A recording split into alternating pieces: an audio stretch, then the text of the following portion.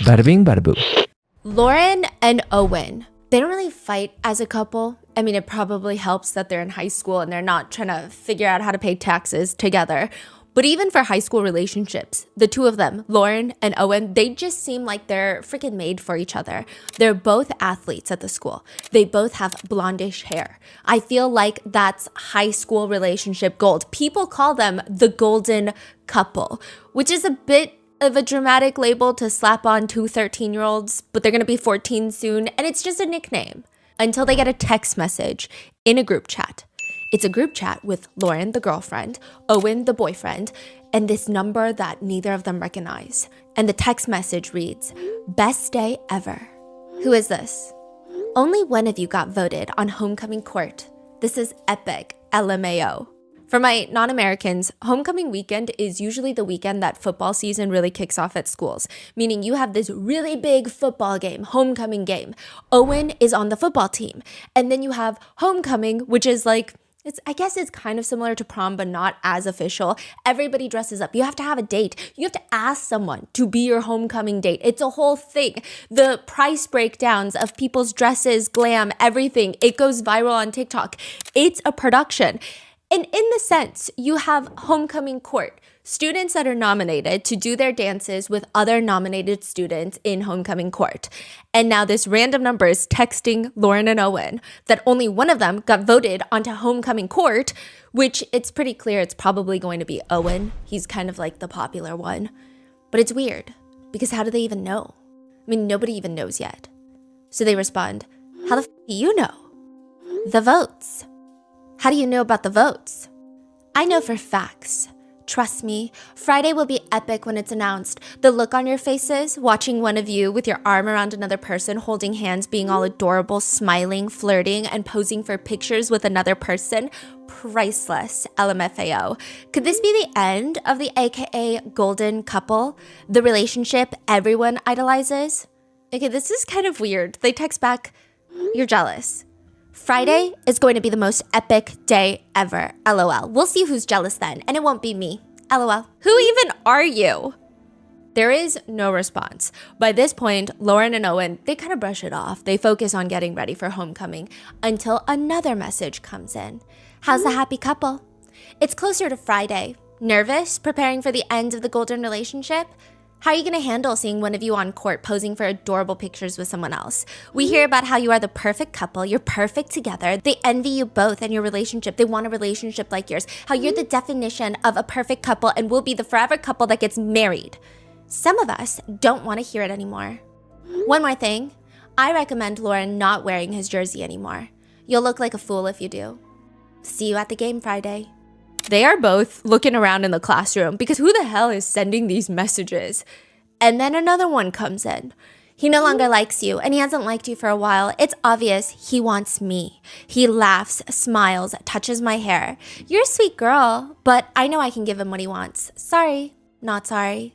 Owen loves me and I will always be the girl he loves. He will be with me while your lonely, ugly ass is alone." And then another message comes in. "I own Owen's. Cry more, you jealous." Who is sending these messages? Why does it take 2 years for this unknown number to be finally caught? They have the principal involved. They have the superintendent of the school board involved. They have the local sheriff's office involved. And the FBI gets involved. It takes 2 years. And every single day, Lauren and Owen are bombarded with 40 to 50 text messages just like this one for 2 years. Why does this person want Lauren and Owen to break up so badly? All of those theories are going to be covered in this episode, along with this whole case recently blew up because of the new release of a documentary called Unknown Number on Netflix. Now, Unknown Number does not go as deep into some of the other messages, some of the other reasonings that were found in this nearly, I think it was 1,300, almost 1,200 pages of a court document file that we received after a FOIA request, as well as we do have the full unedited body cam footage audio all here. The body cam footage audio I'm going to put at the end of the episode, but there is so much that hasn't even been touched. Today's sponsors who have made it possible for Rotten Mango to support Stand with Nepal Help Families of Martyrs. On September 8th, 2025, peaceful youth-led protests against government corruption turned into a national tragedy as the state massacred 19 protesters and counting. Stand with Nepal is a GoFundMe whose mission is to help deliver medical and supplies to hospitals, support the families of martyrs, many of whom have lost their only breadwinners, as well as strengthen the grassroots efforts of Nepal's youth who are risking everything, including their lives, to stand up against corruption. This episode's partnerships have also made it possible to support Rotten Mango's growing team, and we'd also like to thank you guys for your continued support as we work on our mission. As always, full show notes are available at rottenmangopodcast.com. Today's case involves mentions of cyberbullying, mental abuse, harassment. Please watch at your own discretion. A few quick things. We received in total over 1,000 pages in court documents, hundreds of those pages being text messages. I will say that sometimes in the documentary, the text messages are just kind of thrown in there with these very cool edits where the context is kind of lost and I don't even know what the conversation is about. And I feel like it almost makes it less scary, like less of, oh, this feels serious. Sometimes it might even come off a little bit like, oh, this is kind of weird that they're texting that. So I wanted to give some more context to those text messages. And we also have the full body cam footage from the day that they tell Lauren Licari, who had been cyberbullying and stalking her for 2 years. But due to privacy, the police have pre-blurred the footage. So even though most of us have seen portions of it unblurred on Netflix, I'm going to provide the entire audio footage at the end of this video, which I will timestamp for you in the pinned comment below. And there's lots of text messages that we pulled from the court documents that it's just a lot. We were also able to talk to Owen briefly. He's a really friendly and sweet guy. I think it's nice to see that he's been able to maintain a positive and kind attitude towards everything. Maybe one day we'll interview him because I'm sure it's been very interesting to see everyone involved to, I guess, watch as this documentary blows up in real time. So with that being said, let's get started. Beale City, Michigan is a very small town. They will probably tell you it's the type of town where people leave their doors unlocked every single night, or every person's smile lights up the room. That's the type of town. And this case has nothing to do with unlocked front doors or dentistry. The important thing here is it's a small town. Beale City, Michigan is quintessentially where everybody knows everybody and their mother. They know your grandparents. I grew up in a small town where they would ask you, no, where are you really from? But in Beale City, they're going to be like, who are your grandparents? Where did they live? It's that close-knit. It is a small population. So technically, it should not have taken the sheriff and the FBI this long to find this freaking suspect. It's been over a year that someone in this small town has been stalking 2 high schoolers. The officers walk into this small house by the lake. It's a bit on the messier side inside. One of the tables in the dining area is filled. The entire surface of the table is filled with alcohol bottles. Most of them are unopened, which perhaps is a good thing. But that's not why the police are here. They're here to talk to 15-year-old Lauren. Lauren is sitting on one of those kitchen counter stools, and she naturally looks very stressed. Because what is it now? They've been through this for the past 2 years, every single week.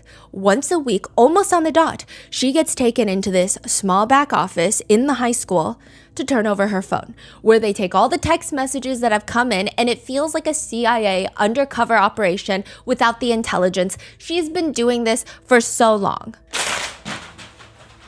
And Officer Maine has not gotten closer to finding out who did it. All that's happened is Lauren's life has been ruined. Like, what do you mean you don't know who's sending the harassing messages? They're sending 40 to 60 a day. The phone number is right there. Go find them. Every time they would go to the police, Lauren's mom, Kendra, would try to give them any information that would help. Maybe it's this person. She's always had some sort of jealousy for Lauren. Maybe it's this person. The way that they sent messages kind of sounds like them, doesn't it? Meanwhile, Lauren's dad, Sean, he's getting frustrated with the police. He's pleading with them. We gotta nail this son of a bitch. Whoever is doing this is ruining their daughter's life and stalking their 14-year-old daughter. We have to find them. And the police finally do. They're standing in Lauren's living room, standing in front of Lauren. Lauren's mom, Kendra, walks out. She's sitting on the counter stool next to her daughter. And Kendra's reaching over, holding Lauren's hand because they're about to find out who the hell has been sending these unknown messages. For about 2 years, Lauren and her boyfriend, Owen, I mean, the two of them have been in their own specialized version of hell, where the producers of Pretty Little Liars and Gossip Girl have come together and tried to make these random teenagers' lives absolutely miserable. This all starts when they're 13 years old. I mean, to be fair, the makers of Pretty Little Liars and Gossip Girl don't even know they exist, but they are living in the real life version of these two shows. Pretty Little Liars focuses on a small town, Rosewood, Pennsylvania, where 5 friends, best friends, have a sleepover. One of them goes missing. The other 4 friends, they all fall apart until someone starts sending them anonymous text messages, and this unknown number seems to know every little freaking secret that they have, like how one of them was caught making out with their English teacher. Another one of them made out with their sister's fiance. It's an unhinged show. And Gossip Girl is the older, richer New York City version of that. And somehow Gossip Girl and A both find their way to Beale City High School, where it starts with 13-year-old Lauren and her boyfriend, Owen.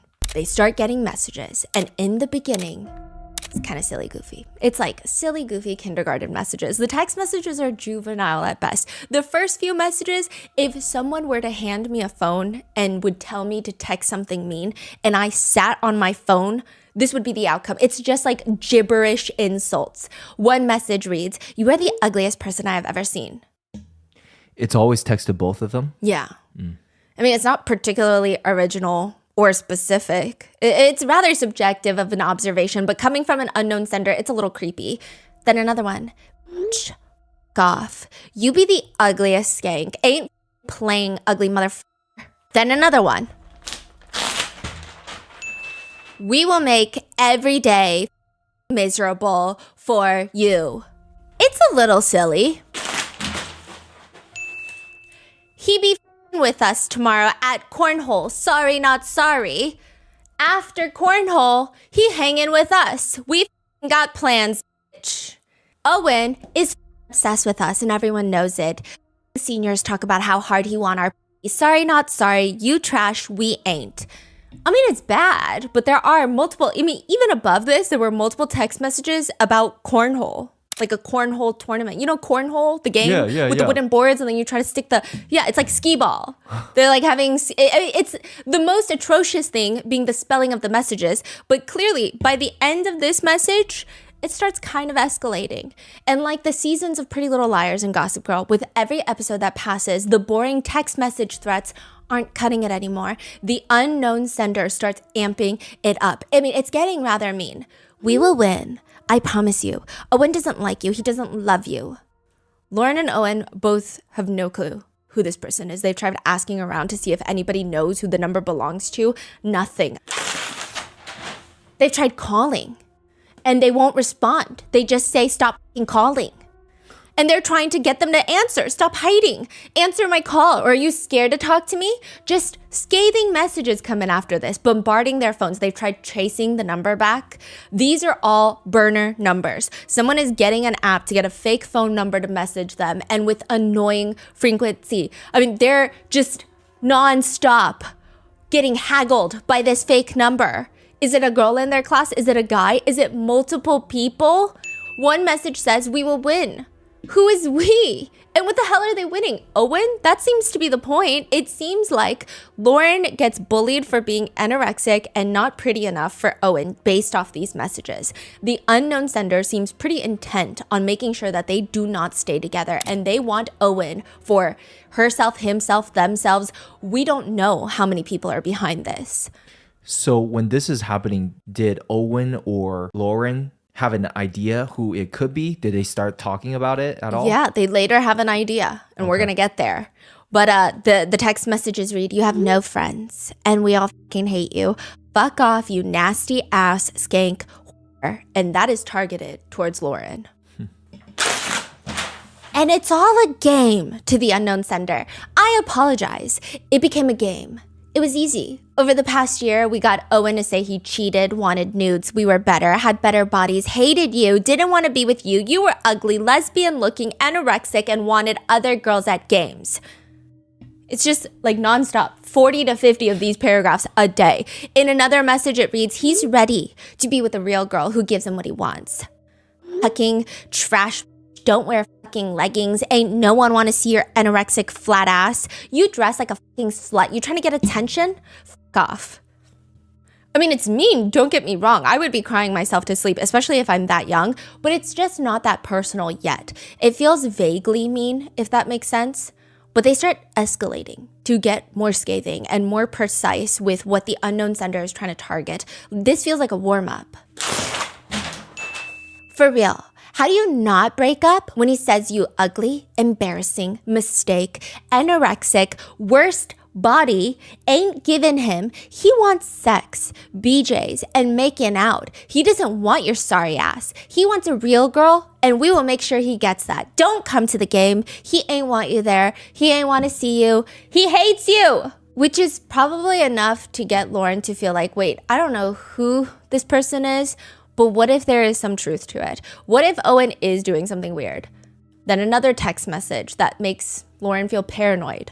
We're staying at a hotel with him on Thursday and your sorry ass won't be there. Are you jealous? We'll be flirting and cuddling Thursday and you will be lonely. We're staying with him at the same hotel and he's going to meet us and sneak to our rooms for the night. He wants a hot, athletic, sexy dressing girl, someone to show some off and get down in bed. He hates you forever. Sometimes Owen and Lauren will be sitting in science class. Ding. The messages are coming in. Sometimes it happens at 3 a.m. Ding. The messages are coming in. Ding. Hi, Lauren. Owen is breaking up with you. And so Lauren and Owen, they try to talk to the principal to see if there's any sort of way to try and track down who's sending the messages. Some of them are coming out during class time, and it seems like whoever is sending this knows what Lauren is wearing in class, knows all of these things about the kids' lives. The principal decides, here's the best plan that we can come up with. Anytime you get a text message from the unknown sender, you text me the timestamp on it. So if the message comes in like 3:20 p.m., you text me that. I will go through the cameras on the school campus to see who is on their phone at that time, which means we've got our guy, right? Or gal, whatever. We have our person. They start that. But it's quite tedious to go through all the cameras. And not only that, the school doesn't really have a policy against the usage of phones. So it's hard to tell which students are sending text messages to Lauren and Owen, which ones are just texting, which ones are browsing YouTube, which ones are on TikTok. You can't see it. So it's kind of moot point. It's like with every precaution that they try to take or every step that they get closer to figuring out who it is, the menacing nature of the texts increase tenfold. Hey, Lo, Owen's saying you're a worthless fuck in his life. You never meant. You fucking ruined my life. You biggest regret and mistake ever. You the ugliest hoe. Then another one. No one ever want your anorexic flat ass and tits. No dude ever touching that you nasty slut. His life would be better if you were dead. Dead.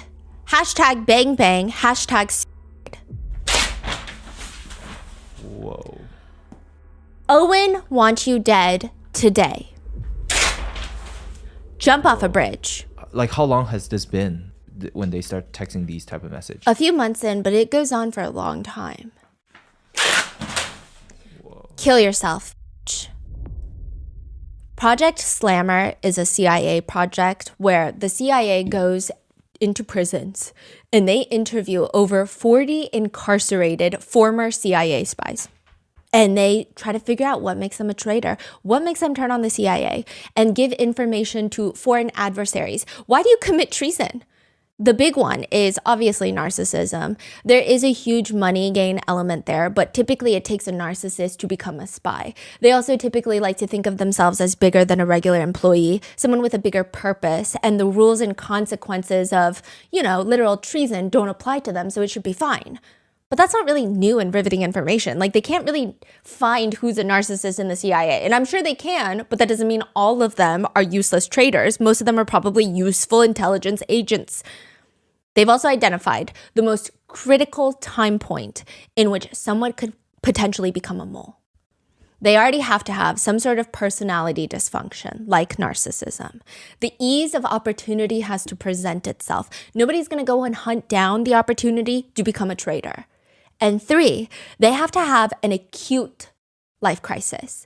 I thought that was so fascinating. So it's not the biggest life crisis. It's a middle of the road life crisis. It could be a small professional humiliation, a small to medium-sized financial obstacle. It's not bankruptcy. It's like You are now $10,000 in debt because of gambling.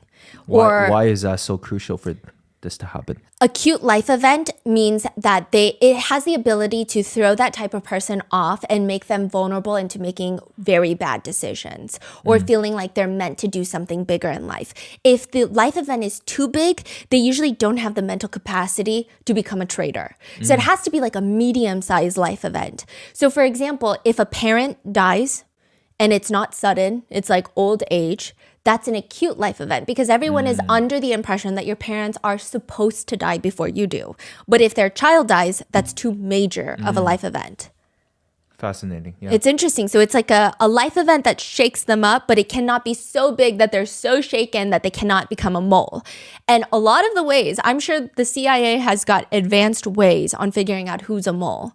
Like, when they had Robert Hansen find the mole in the CIA when he was the mole. So like super advanced.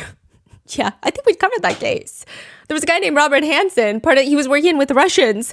And he's like, oh yeah, let me go find the mole. He's the mole. Huh. But one of the easiest methods that even the Kardashians will employ is the planting of false information. That is what the Beale City high schoolers start doing. They run their little own psyop. The inner circle close to Owen start their own find the mole operation, starting with the classic strategy. Share select information with person A and only person A. See if it ends up in the chat. Share information with person B and only person B. See if it ends up in the chat. And that's how you find the mole. But if it's one of them, well, then what do you do? And there's major concerns now because the messages are becoming so relentless, so vicious that it feels like it's about to amp up into two things. Like one of two things is going to happen. One, Lauren is going to self-exit after enduring endless torture and harassment by some random number. That is a huge concern. And two, whoever this person is, what if they snap? Yeah, what if they go from text threats to something a lot more physical? And clearly, they're in the vicinity. Lauren will sometimes fight back, responding, stop, please, you're jealous, and you can say whatever you want. I don't care, and I don't care what anyone says or thinks. I will wear his jersey proudly every day. Other times, it feels like something bad is going to happen. I'm assuming they already reported to the police immediately from the beginning, and the police just could not figure it out, right? No, the police are doing once-a-week meetings at the school with the kids to get all of the text messages. And it's getting bad because Lauren is starting to lose steam. She's writing things like, please stop. I'm begging you to please stop. Like, what do I need to do for you to stop? I honestly can't take it anymore and will do anything you want if you will please stop. And they don't stop. More messages come in. Girl, he said he don't need you to be here. His life better if he never met you, girl. He hitting us up like crazy today. He'd been messaging and flirting and he was hitting us up from a hotel at Ford Field and he's talking. He said he's cheating and moving on to a new girl. He was stupid to be with you. You suck. He wants hot, athletic, sexy dressing girl. Not you. Then a message is sent to Owen. She don't deserve the air she breathes. She's a pointless human. This has been happening for 2 years. Sean, Lauren's dad, is saying there are lots of bad changes in Lauren. I mean, she's not as active with basketball. She used to love basketball. She never wants to go to school. They have to force her every morning and they get into fights. Lauren's mom, Kendra, has had a softer approach. She tries to tell Lauren, I told her to just keep being her and just not even worry about anything, right? I didn't believe anyone would actually do anything harmful. It doesn't matter anymore, though, because with the help of the FBI, the sheriff's office has finally caught the person threatening Lauren and Owen. And if you guys watch the documentary, you already know. Lauren and Kendra are sitting on the counter stools with Kendra comforting her daughter, Lauren. This is like police cam recording, rolling. Yeah. Even though she knows that Lauren is about to find out that the entire time the unknown sender had been inside the school every single day, taunting Lauren, watching her, texting her. Not in the same classroom as Lauren, not even the same grade as Lauren, but in the school, in one of the back staff rooms, the unknown sender had been sitting there talking to the principal about how to stop the harassment. Because the unknown sender is Lauren's own mom, Kendra. Kendra has been the one sending these messages, and you already know that. Kendra has been anonymously harassing her own daughter for years, and she knows that's what the officer is going to say because just minutes ago, before Lauren even came into the living room, the officer confronted Kendra one-on-one. Whoa. Here's the deal. When we were doing the investigation and the FBI got involved, we come up with some stuff that comes back to you. Which, side note, they don't talk about this in the documentary because I think it was like tedious stuff. I don't know if people were going to find it interesting, but I found it super interesting. The FBI tracked down, Kendra was using a lot of anonymous apps like Pinger to disguise her phone number and make all these fake numbers, and that's how she was texting them. The sheriff's office is like, well, I don't know what to do about that. Is it like Google numbers, like a fake number? Yes, I think it's a little, it's like Google number. And the FBI come in, they apply search warrants to Pinger, they apply search warrants to all of these apps, and it comes back to an IP address. And now they need to make sure that this IP address, because it kind of is leading to Kendra, but they need to make sure. So the FBI actually has one of the other moms send Kendra a hidden link to like a school thing. She clicks on the link and it's her IP address, and they match the IP address. Oh. So it's freaking Kendra. And Kendra is staring at the officer, not necessarily showing much emotion. And she's just like, what do you mean? The messages coming and originating from you. No. When we were doing the investigation and the FBI got involved, we come up with some stuff that comes back to you. What do you mean? The messages coming and originating from you. No. It's just weird. Kendra's not even convincing herself. The no is so half-baked. It's very, no. Her facial expression doesn't really change. It's weird. Every message that went to the kids, your number come back through Pingree or whatever it is, the app that's tried to hide it. Your number, even though it was being hid, showed up every single message. My number? Yep. Does she really think she could have got away with FBI getting involved? Yeah. And she says, my number? Yep. Does it have to do with Owen? Is there some sort of infatuation there with Owen? No, nothing like that. Does Lauren know about it? No. She shakes her head and she's asking the detective. I really don't want her to. It doesn't look like going from here, because the thing is once this is out there, like, I don't know how she can go to school. The officer is like, yeah, well, there's no way around it. So we're going to bring in Lauren. We're going to sit her down and talk to her. And she's about to finally hear who the hell has been threatening her and encouraging her to self-exit, calling her all sorts of nasty names, trying to steal her boyfriend for the past 2 years. The officer starts. Mom just got wrapped up into this mess. Mom got wrapped up in some stuff? What does that mean? The text messages. He's kind of vague about it. In the Netflix documentary, he doesn't even really say the text messages. In the unedited audio, he mentions the text messages like once. So it's pretty clear that Lauren kind of understands it's about the text messages. Oh, okay. Mom just got wrapped up into this mess and continued on blasting these text messages and stuff out. I know that's probably confusing as heck and why, but sometimes when we're not thinking straight, we do some things that aren't right. Lauren's mom, Kendra, reaches over and puts her hand on Lauren's thigh in a show of comfort.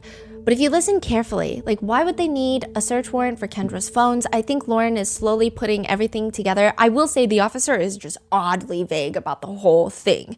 And Lauren is like piecing together. She's glancing around. Oh, so that's how he unveiling the information. Yeah. That it's your mother. Yeah. But all he says was your mom being wrapped up in some stuff. Text messages. So we have a search warrant. We found stuff on her phone. So Lauren is like slowly piecing it together.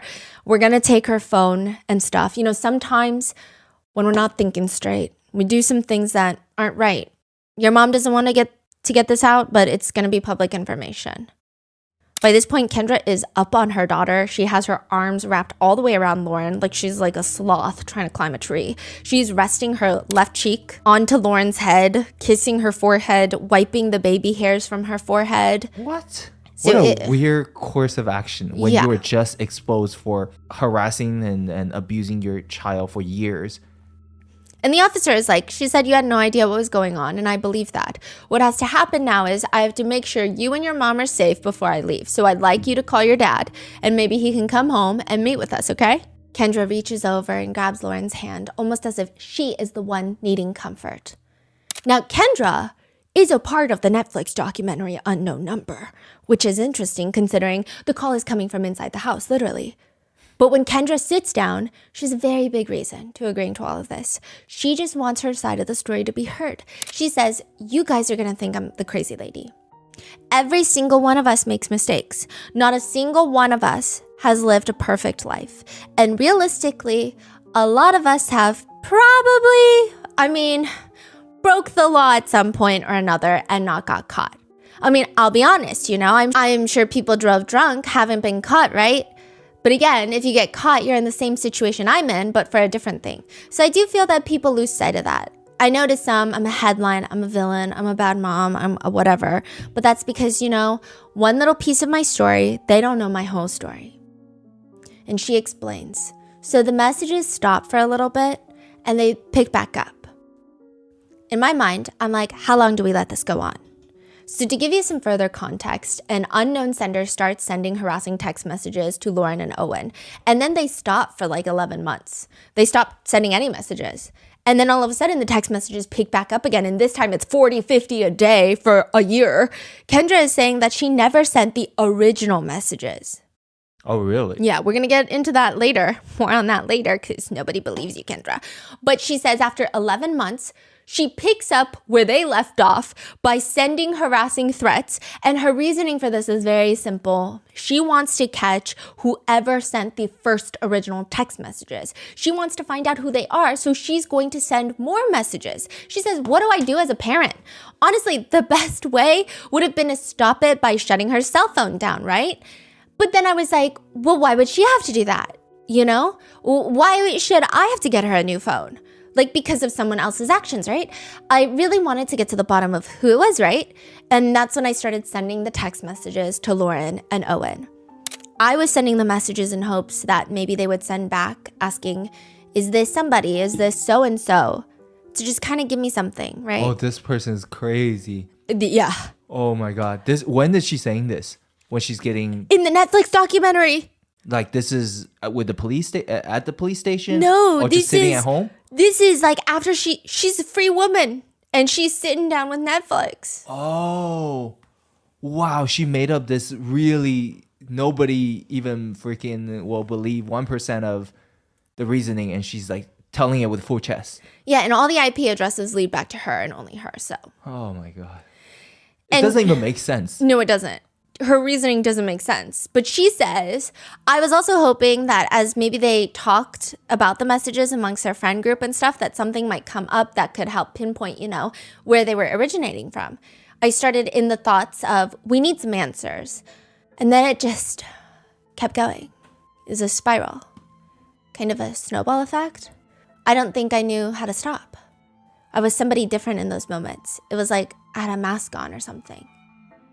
She starts spending 8 hours a day sending these messages to harass her daughter and her daughter's boyfriend. It becomes her full-time job because she lies about having a job. She gets let go of her job and lies about it. She never tells her family that she's been let go of this job. And for a year, she pretends to go to work, but instead she is sending messages. What's her job before? She used to be an IT specialist at Ferris University. She was let go, and now this is her full-time job, sending messages. And she Wait, I'm so sorry. Yeah. Okay, they're not in the university. No. Is that the acute life event that you were mentioning, or it's unrelated? It seems like it's one of them. Isn't that interesting? She got fired. Yes. For what reason? She spent too much time on her phone, on texting and video calling and calling people that were not work-related. Wow. So she gets let go. And this becomes her full-time job, sending messages. And she's saying that she's doing this to catch the real person that sent a few messages 11 months ago. Meanwhile, she's over here texting Owen and I down to suck finger fuck. His dick and fingers, my pussy and mouth. Making me creamy. And not in the documentary, but in the court doc, it reads, Owen, like our science convo about redacted being fingered, he's ready to do it to me. We know you ain't doing it, and like they told you, he need better. I will be that girlfriend for him and give him it all. This is again from the court documents. I don't know why they weren't shown in the documentary, because these text messages, even just the text messages that were shown in the documentary, a lot of netizens are saying, how is she not charged with like sexually harassing a minor? But those text messages in the court documents are worse. Another text message from the court doc, again, reads, these are 13, 14-year-olds. Owen got the fingering deets, and he be and I be jerking and making him creamy. You be fucking jealous. So her text message just like vulgar. There's not even a message. The message is, Owen wants me and not you. Yeah. Just over and over and over and over. Another text message just reads, creamy. You should have been a real girlfriend and gave him what he needed. Be f***ing jealous. My f***ing tits in his face. Real ass, real body, bitch. Bed pics for real. FaceTime get real. Our f***ing text, he jerked off for me. Fuck off. He said I'm f***ing hot. Best ever. F***ing making him horny.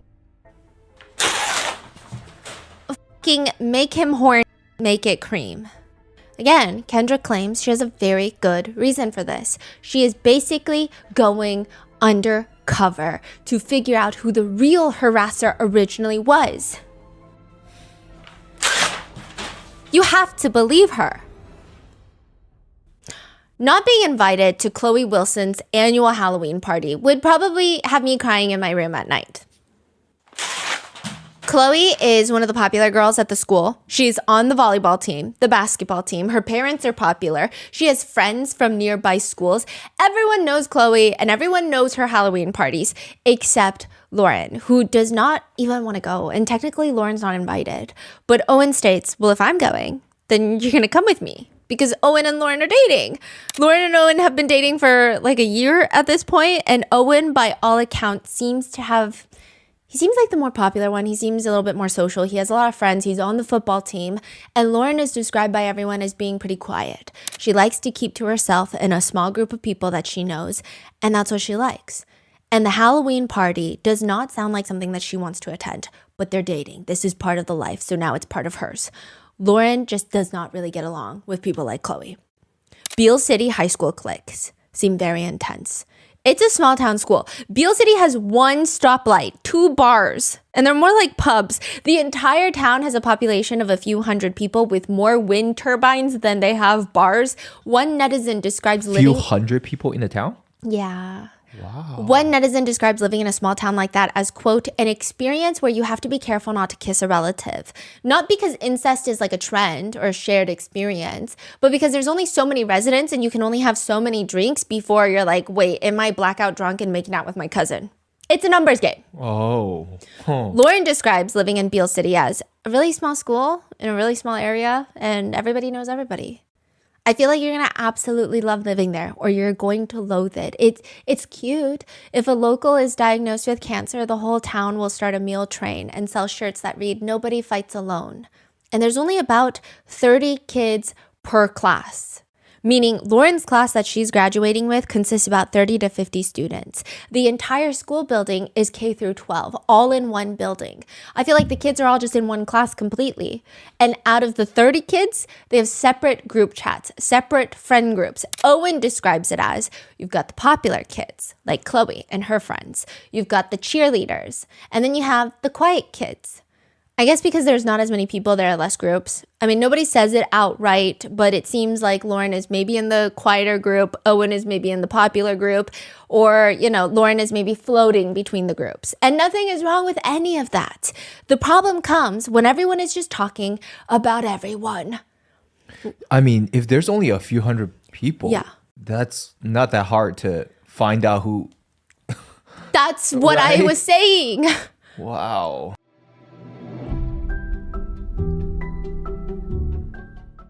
I love going into my tagged photos to see some of the most beautiful crafts that you guys make and tag me in. Some of you guys have like the cutest small stickers that you make to, I don't even know how you print those, to handmade jewelry, just amazing stuff. I would love to support you guys in the way you deserve. So if you are waiting to start your own small business, this time is now. Taking your business to the next level is a dream that a lot of us share. But too often I feel like it just stays a dream. the what ifs creep in. What if it fails? What if someone gets the idea first? Turn those what ifs into why nots and help your business soar with Shopify. As you guys know, we have a special project with Shopify in the works. Although I can't make any promises, if we were to ever do a pop-up shop one day, Shopify's point of sale system would have us covered with wireless hardware that can synchronize physical orders with any online sales so we don't lose track of inventory. Turn those what ifs into why nots and keep giving those big dreams the best shot with Shopify. Sign up for your $1 per month trial and start selling today at shopify.com/rotten. Go to shopify.com/rotten. Shopify.com/rotten.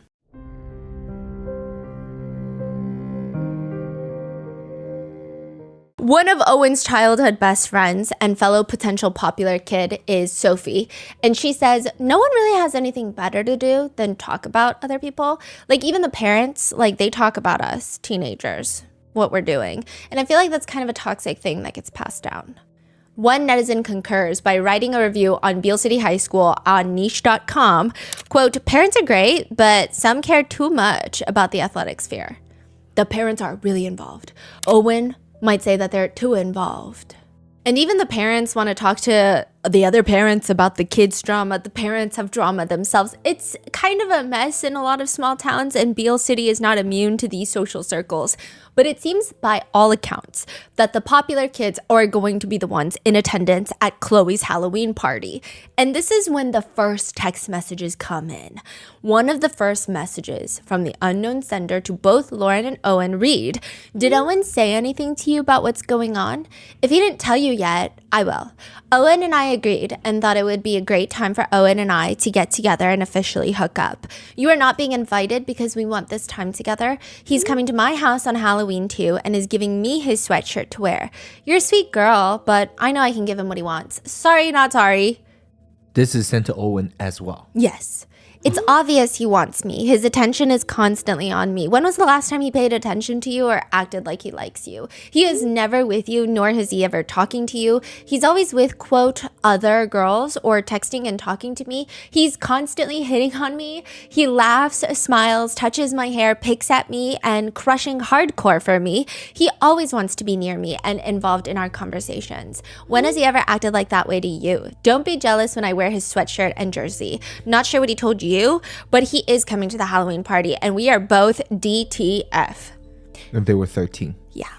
He wants nothing to do with you. He thinks you're annoying and an ugly ass and wishes you would leave him the fuck alone.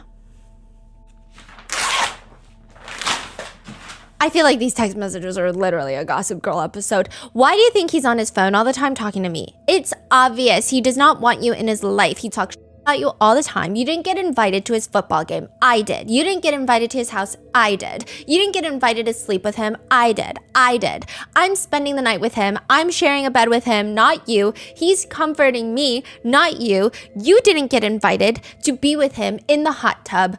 I did. Then another text message reads, I hope you finally get the point. He wants to spend time with me, not you. We will keep making you look stupid. He promised to keep flirting with me and I promised to do it all in front of you. He wants to see you run out of school crying. He fucking hates your ugly anorexic ass. What the hell is that? Lauren is so confused. Owen is reassuring her that he is absolutely not DTF and has no clue who this person is.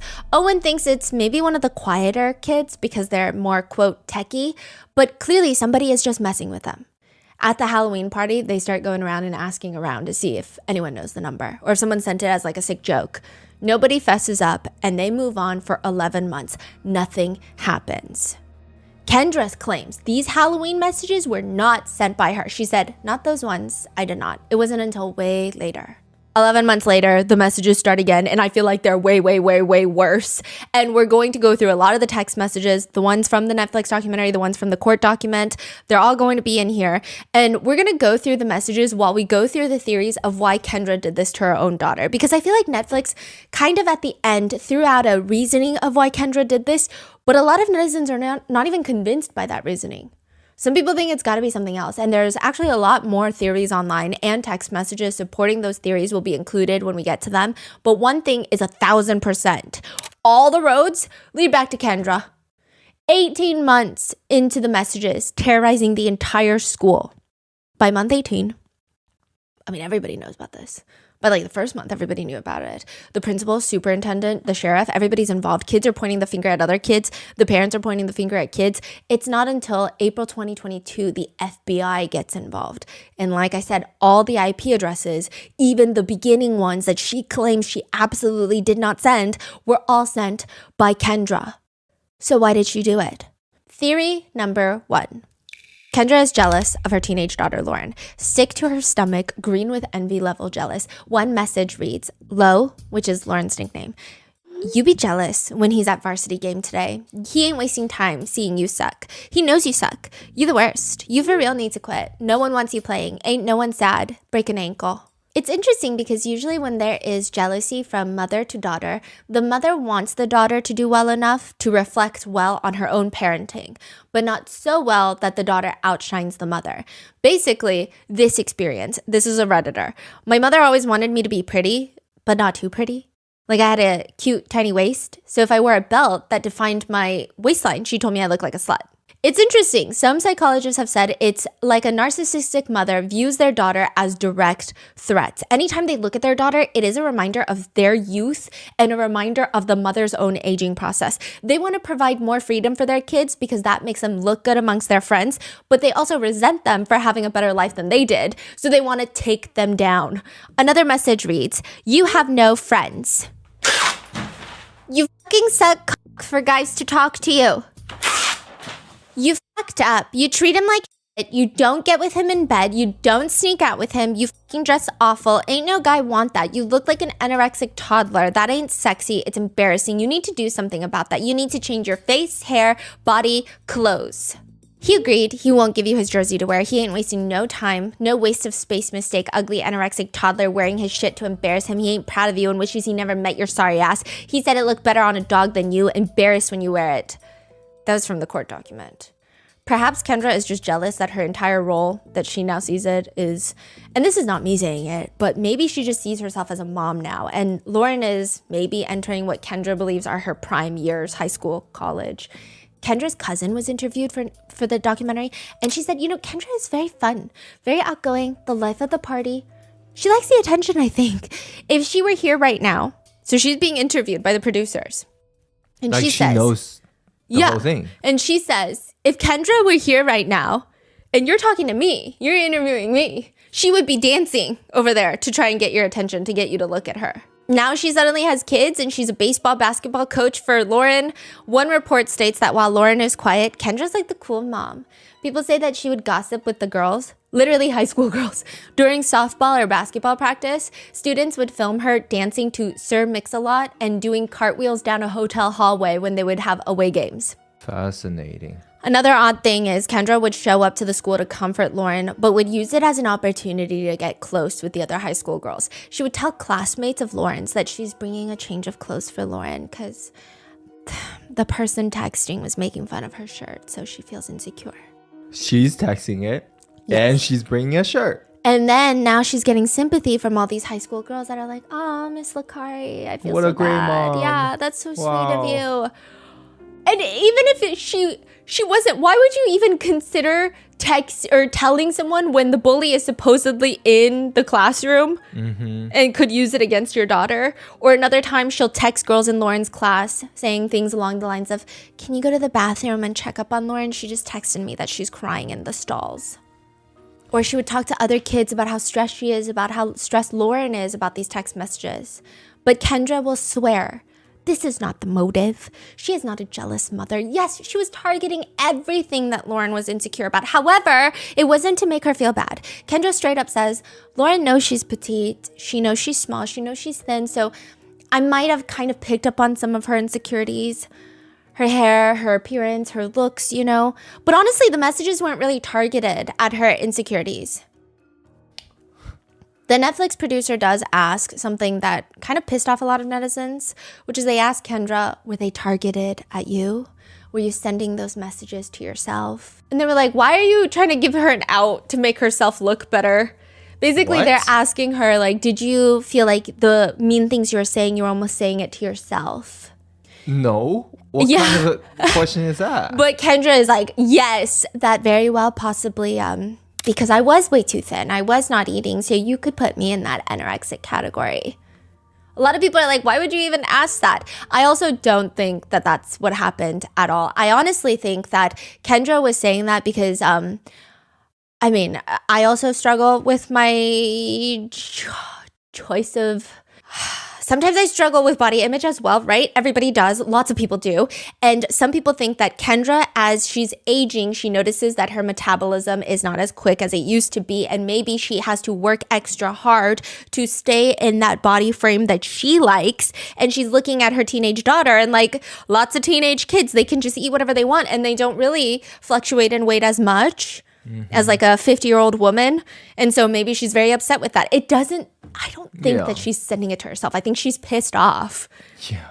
And I mean, the messages are insane. Some more read, you jealous bitch. He ain't talking to your sorry ass. He talking to us. How does it feel to lose? Your anorexic body ain't worth it. He never came back to you. He never want to talk to you again. He want you to fucking stop. You fucking will be crying every day. We could fucking care less. He never come back to you. He didn't even talk to you to get the fucking point. He hates you. Now we ruin your life. You fucking did this. Now we ruin your life. We all hate you. You fucking suck. You're the fucking reason JV lost the basketball game and only went to the varsity game. We losing. You didn't do shit. You fucking suck. Proved it again.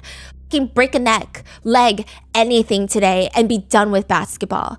Ugly, anorexic, no good. We promise you, you know he's cheating. F you, we won, and he hates you.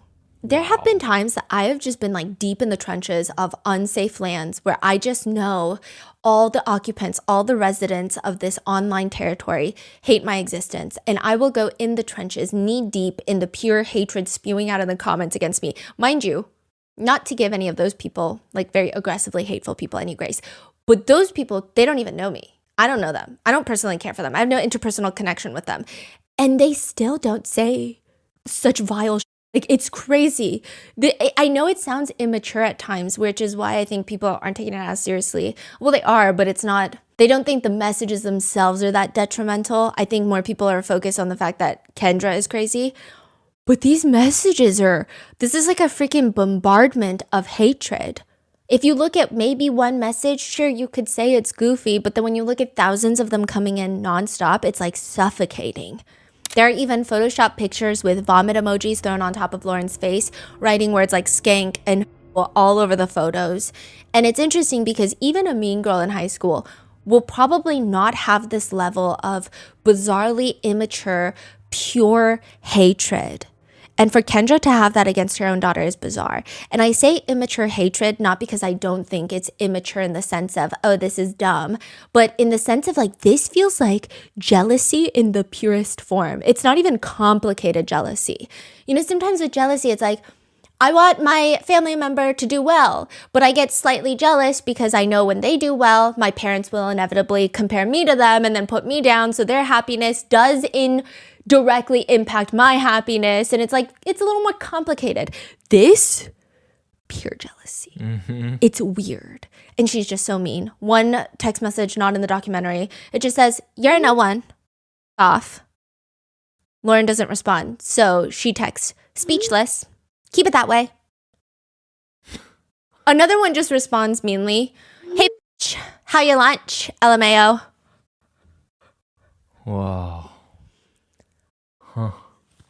One part of the court document reads, the texts go on to suggest that she is losing her peer group and that no one likes her. The effect of these messages have on a teen is devastating and will create lifelong trauma. Learning that this was her own mother that perpetrated this crime only exacerbates those effects tenfold.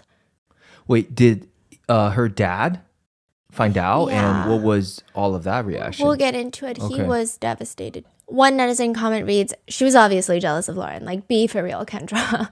And of course, netizens have taken to armchair diagnose Kendra. Is it narcissistic personality disorder? But people are also arguing everybody has that these days, according to the internet. So like, what does that even mean anymore? Some people are saying, is it borderline personality disorder? Others are arguing, again, Everybody has that, antisocial personality disorder. But the one that's being more seriously thrown around in this discourse is histrionic personality disorder. HPD is usually characterized by a pervasive pattern of excessive emotionality and attention-seeking behaviors. People who genuinely are annoyed not being the center of attention, they will act in strangely inappropriate sexual ways in front of even coworkers just to get attention that they crave. Basically, another disorder that people like to slap typically on women on the internet, but usually incorrect. It's not that common to have HPD, but I do see how in this specific case, some netizens are coming to the theory that Kendra has it. Firstly, it's one of the nicer diagnoses that you can give her.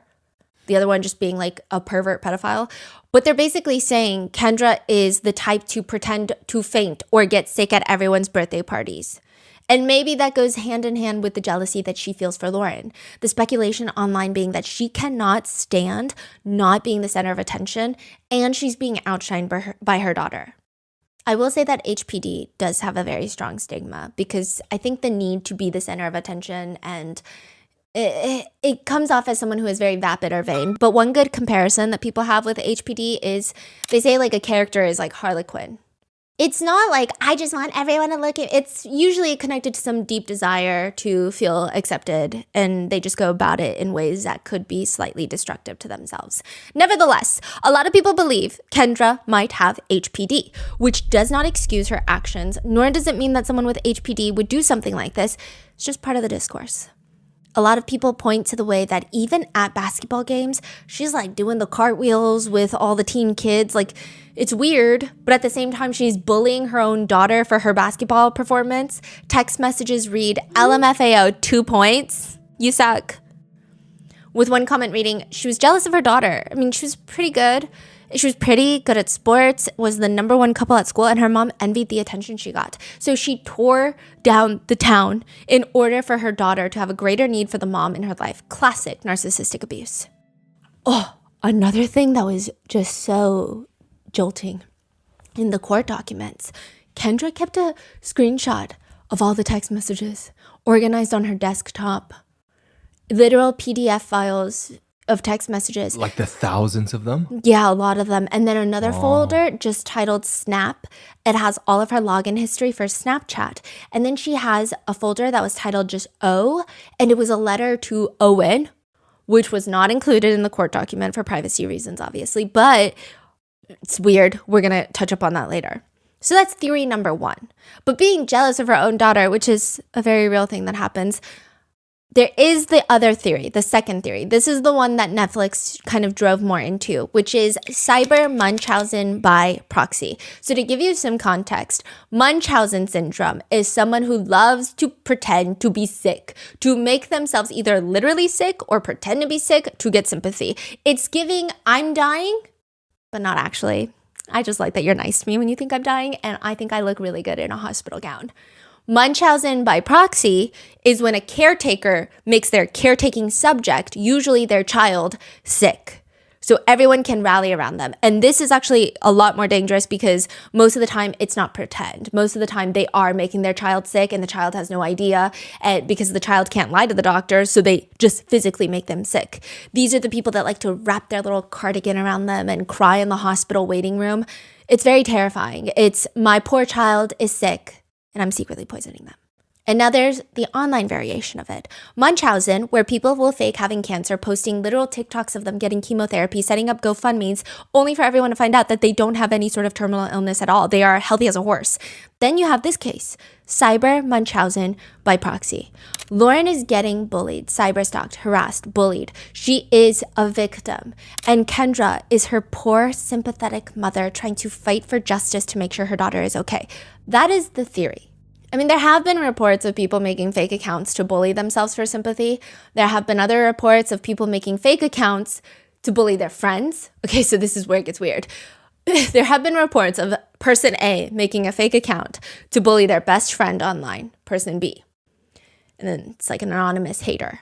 And then person A switches back to their real account and defends their best friend.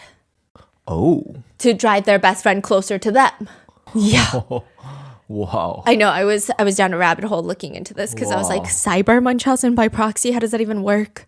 Wow, that's fascinating. So now Kendra is a woman who cyberbullies her daughter so that she can feel needed. That is the theory out there on why Kendra did all of this. Kendra's cousin says, Kendra has been always an attention seeker, but when it comes down to it, she's always a good person. Maybe this is her way of making Lauren need her. You do as a teenager need your mom, but not in that way. Lauren would come home upset about these text messages, and Kendra got to play the hero and be there for her. The superintendent of the school states she wanted her daughter to need her in such a way that she was willing to hurt her, and this is the way she chose to do that, versus physically trying to make her ill, which is typical Munchausen behavior. It is not acceptable, but I think a lot of people have accepted it because it's just more digestible to think of it like that of, oh, okay, a mom who wants her daughter to need her seems a little bit more maternal and acceptable than, no, she literally hates her daughter. I think, because I don't know why so many people are running with this theory. I think there is maybe a little bit of this, but I don't think so. Yeah, I don't think so. I mean, I think the one thing I'm like, okay, I could see that is she does use it as the whole purpose of her life. I feel like okay, if she wants to do that, I would say, wouldn't she do it even more publicly on like platforms, on blogs? Like just hating on the daughter. Yeah, make like a Gossip Girl bully blog or something. So then the whole freaking make it more public maybe. But this is like very personal. She's like directly going after the daughter's insecurities. Yeah. It's weird. And Kendra, she does make this whole thing her personality. She'll go to the school every day to talk about it. Someone gives her a suggestion of like, why don't you get her a new phone number? She'll ignore it, come back the next day, talk about it all over again. School members say, I mean, you got Kendra, and then you got Owen's mom, Jill, going to the school every day, just bitching at Dan, who's the principal. They're demanding that they go through kids' phones, but luckily the superintendent is like, hey, are you insane? You're not going to go through kids' phones. Like, we're not going to have interrogations of the basketball team. Side note, some of the sympathy farming, if you will, is weird. Kendra will take screenshots of the unknown sender texting her own daughter to self-exit, send it to Lauren's classmates, or sometimes even call them, to which a few of Lauren's classmates are actually very stressed out about this, and they feel like now every text or call from Kendra is going to be the one where they are told that Lauren is gone, because that's how concerned they are. One classmate says, how much can a little girl take? So people are saying that Jill, who is Owen's mom, is trying to get to the bottom of this. Every time she's talking to the principal, she's trying to implement new things to figure out who the texter is. Meanwhile, Kendra is just like sobbing. She's trying to get thoughts and prayers and a freaking casserole. That's the vibe. Which I don't know, but a lot of the documentary runs with this theory. Kendra again says that's not why. She says, I'm not jealous of my daughter. This is also not why. She said that she wanted to protect her daughter. She says, when I was 17, I was R-worded. And as my daughter was hitting those teenage years, I got scared. I got very scared. I didn't want her to go through the process that I'd gone through. And I think that really led me to not knowing how to handle things, right? It was hard because I was reliving what I had been through, but also at the same time wanting to protect her. I wanted to try to like control the outcome of her journey. I was afraid of letting her grow up some, right? Wanting to protect her and keep her safe and keep her close, and scared to let her grow up because scared of what could happen to her. A lot of people are like, what are you talking about? Yeah. What are you talking about? A lot of netizens are confused why Netflix didn't push back on Kendra's excuse. Side note, another text in the court docs we found was Lauren texting, I don't understand any of this, but it's becoming very hurtful, and honestly, I'll do anything for you to stop and leave our lives alone. Neither of us did anything to anyone to deserve this, and honestly, it just makes me very sad. Kendra, unknown sender, responds, shut the up. Owen hates you, and he could care less about how your ugly anorexic ass feels. Give up on him and yourself. You're worthless. You f***ing lost. We will see when you get caught, and I hope you know our lives and feelings are not a game at all, and it's sad you act like you're proud of this, and I might be worthless or whatever you're calling me, but you're not worth my time, so please just stop. Kendra just responds, you're jealous, give up, and we won. Owen picks us, and you worthless trash to him. One netizen comments, I think she texted her daughter hurtful things. She was projecting her own insecurities onto her daughter. The mother felt worthless, losing her jobs, and probably felt like self-exiting. So she texted her daughter to hurt herself. And maybe she was jealous that her daughter was having happy teenage years, carefree teenage years, while she was not. Then there is another theory in the documentary that's touched up on for like 2 seconds, which is Kendra was obsessed with Owen. So like the jealousy of her daughter is stemming from the fact that she's jealous that her daughter is dating Owen. Kendra wants a 13-year-old boy, is the theory. And it mainly comes from Owen's mom stating that she believes Kendra was obsessed. Kendra's own text messages, a lot of them do come off very strangely. So one text message reads, "You will never take him away from me. You will never win when it comes to him. I will always win, and I have always and will always be more important to him. Owen loves me, and I will always be the girl he loves. You will not come into his life and take him away from me. That will not happen. You are a bitch, and I want you out of his life. He will always be with me while your lonely, ugly ass is alone. Owen and I need each other. Sorry, not sorry." Lauren responds, "I'm sorry you feel it's okay to say stuff, and if it makes you feel better about yourself, then good for you. I don't care what you say. Owen and I are solid, and you're not going to break us up."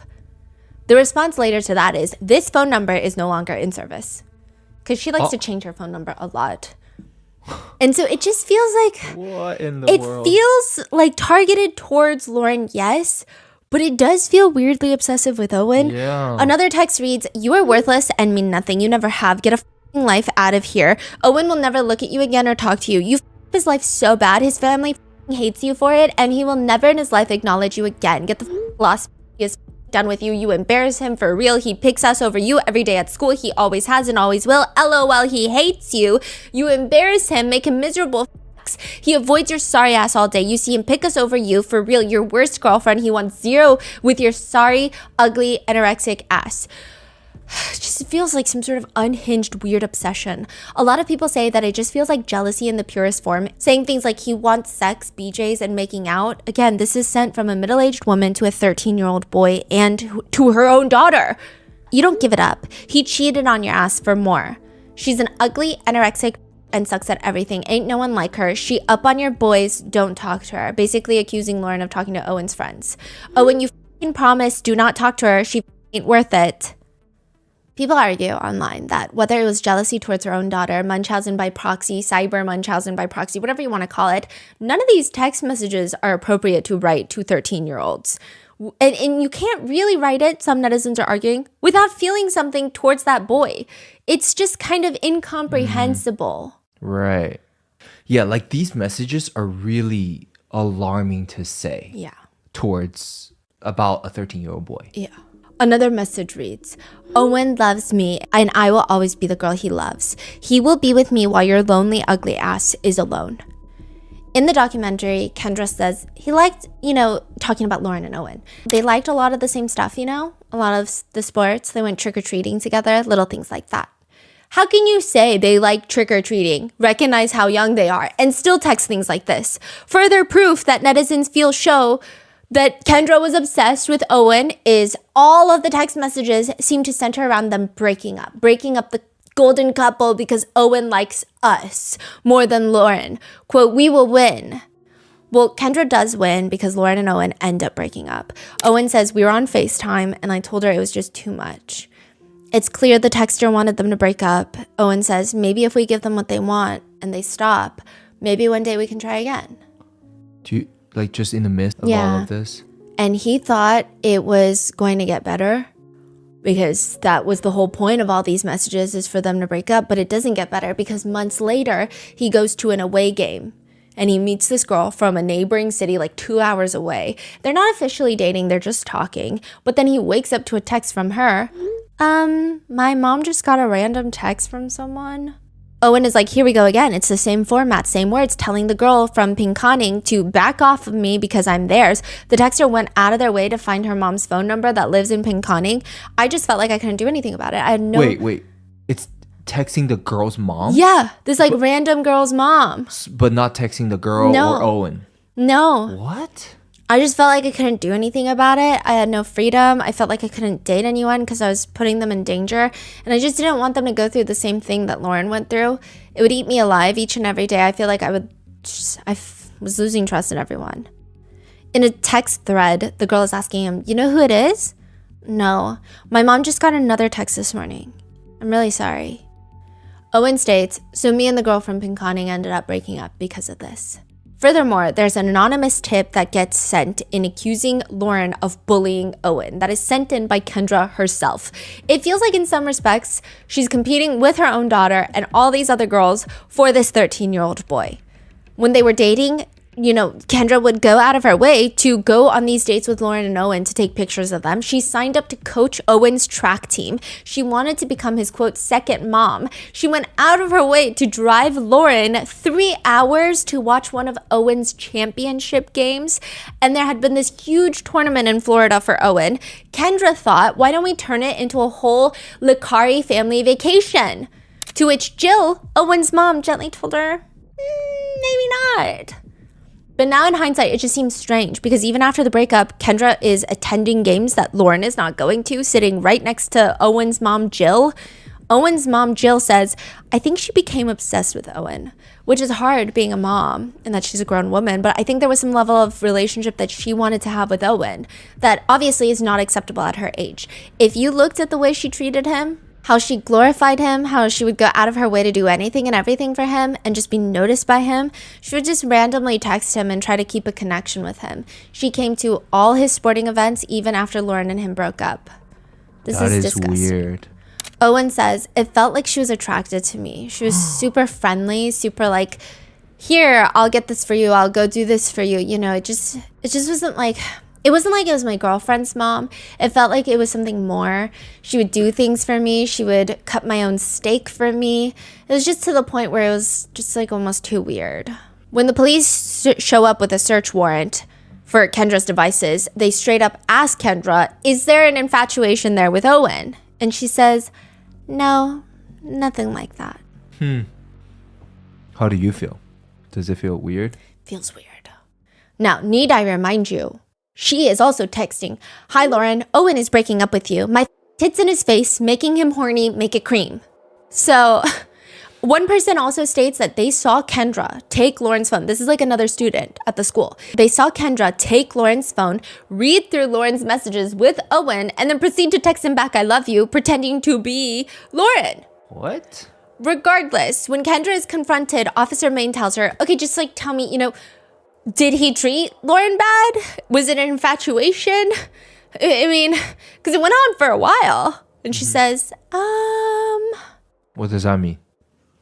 She just won't respond. It seems like she's just looking for the best way to come off as least unhinged as possible. She says, it didn't start that way. I'm sure it didn't. I don't even know. So was it because they broke up? No. What's going on? Like, one court document states the following. Repeatedly, Miss Licari called her own daughter terrible names and suggested that Owen was interested in other girls and that she could never please him the way he wanted. The sexually suggested text and repeated messages calling her ugly, anorexic, and worthless all seemed to be designed to cause mental anguish to Lauren and break up the teen's relationship.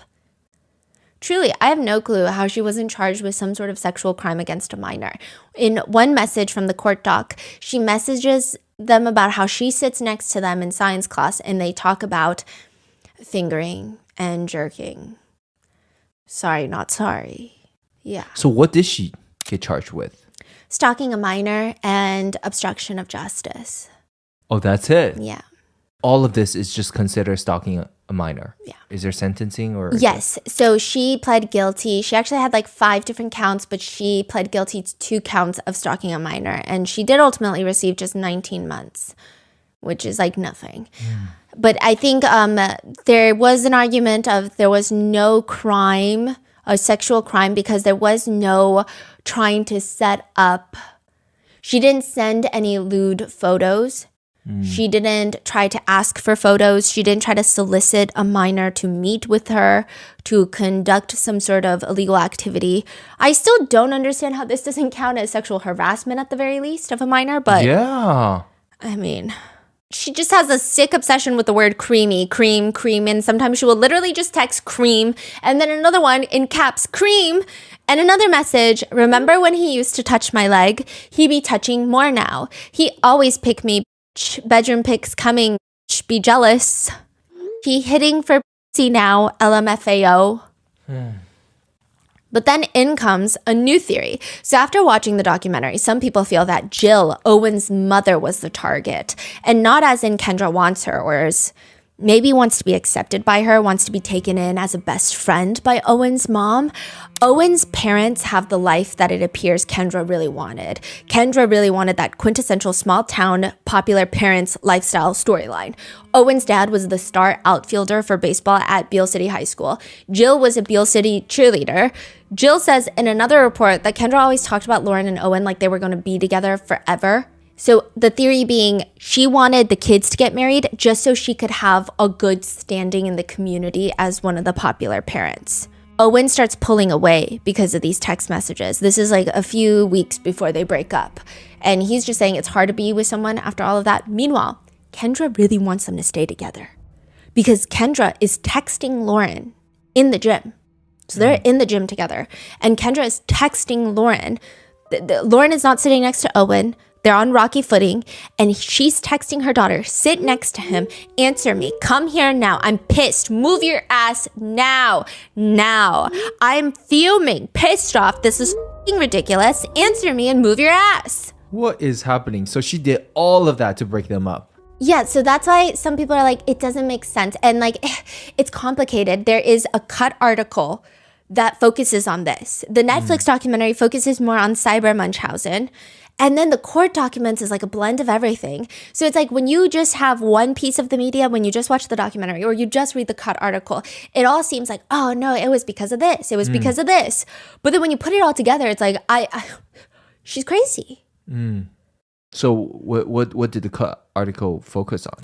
Well, they're providing these text messages. I mean, they didn't really expand more on it, but it just, maybe it seems like that's the reason. Maybe if she thought Lauren and Owen got married, she would be connected to one of the more popular families in Beale City. Or maybe she knows that now she is going to be more distant from Owen. True. Right? They're broken up. There's no reason for her to be hanging out with Owen now. Yeah.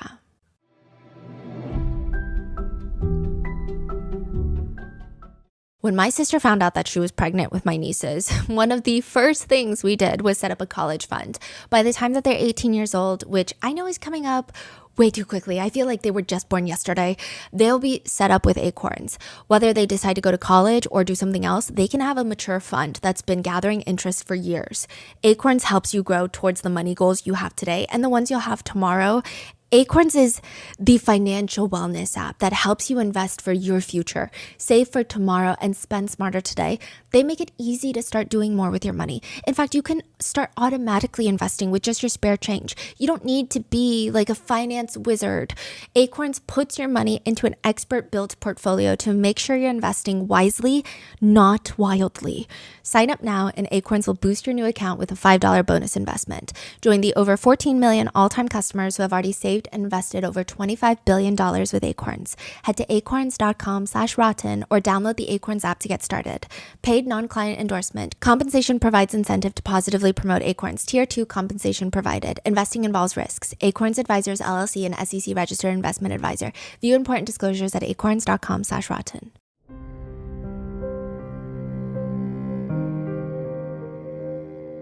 But the text messages are weird, and even after the breakup, Kendra goes to sit with Jill at Owen's games, and Jill would be on the phone with Kendra even after the breakup because they're just trying to get to the bottom of who is sending all these messages, and Kendra was more occupied with the idea of the kids getting back together. She would be talking to Jill like, Owen only broke up with her because of the text messages, right? Some text messages after the breakup from the unknown sender read, he wants a real girl with a body and about getting down. He's done with goody-goody that ain't giving it up. He on to better. Some netizens are theorizing that maybe she is bullying her own daughter to push her to do more so that they can stay together. That is so sick and twisted. I feel like every theory is more sick and twisted than the last. Wow. In the documentary, Kendra also talks about Jill like they're best friends. Kendra says, Jill and I spoke about it. When we were together, we could just talk about anything, share things, kind of like feel like a support there.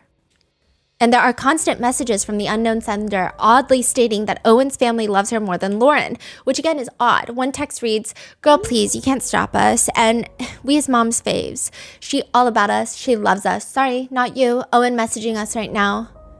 Another one pulled from the court doc reads, we know who his mom wants him with. It's clear. Get on Facebook and you'll see. Another one, what the Be with his mom at the game. For real, he don't want you near his family. Whatever, they like me, not you. He's over your sorry ass. Stay the away. Told you before, you never take my place. He hates you. It's weird. So after they broke up, what are these the message after they broke up? The messages actually get worse after. We talk every day. You suck. I'm better, and give him what he wants. Leave him and his family the alone. So maybe there's like a yearning of a sense of belonging with Jill, Owen's mom. They're fighting this bad guy together, bringing them closer, bringing their kids together was maybe what she thought she was doing, pushing the two families to be trauma bonded together, and nobody else can understand them. Nobody else knows what they're going through. Nobody else can understand and stick together type of mentality. One portion of the court doc reads, to date, we are left to speculate the motive for this crime, but it appears that the goal was simply to cause mental torture to her daughter and then be there to support her in her time of need. It should not be overlooked that Miss Licari may have had an unhealthy infatuation with Owen that caused her to create a rift in their relationship. People are confused. Then we just have the pure chaos theory. She just gives the energy that she wants to sow absolute chaos and be the center of attention, is how some netizens feel. For over a year, Kendra is playing Sherlock Holmes, Scooby-Doo, Criminal Minds, except it's her own brain scan. Dan Boyer, the principal of the high school, he thought he was going to figure it out. He thought he was going to crack the freaking code. But it just, Kendra would come in, she would be so upset. Every single day, talking to parents, talking to Dan, she would frame the other kids. Also, another thing, I don't know how anybody thought that this was a teenager texting them, because the way that the text messages, it was just grammatically atrocious to the point where it is clearly an adult trying to be a 13-year-old.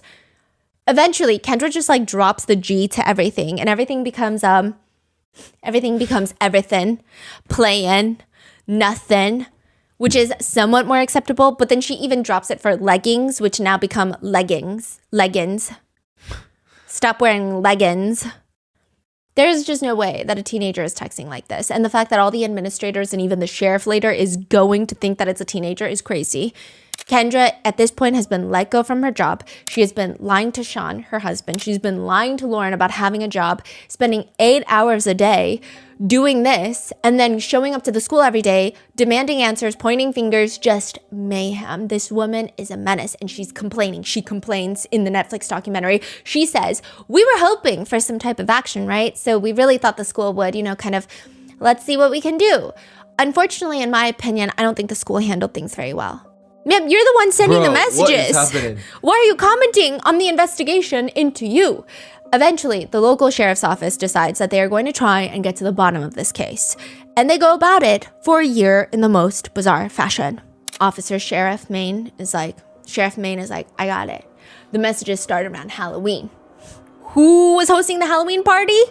Chloe Wilson. You know what Chloe Wilson, a lot of the kids said? She likes to use the word bruh.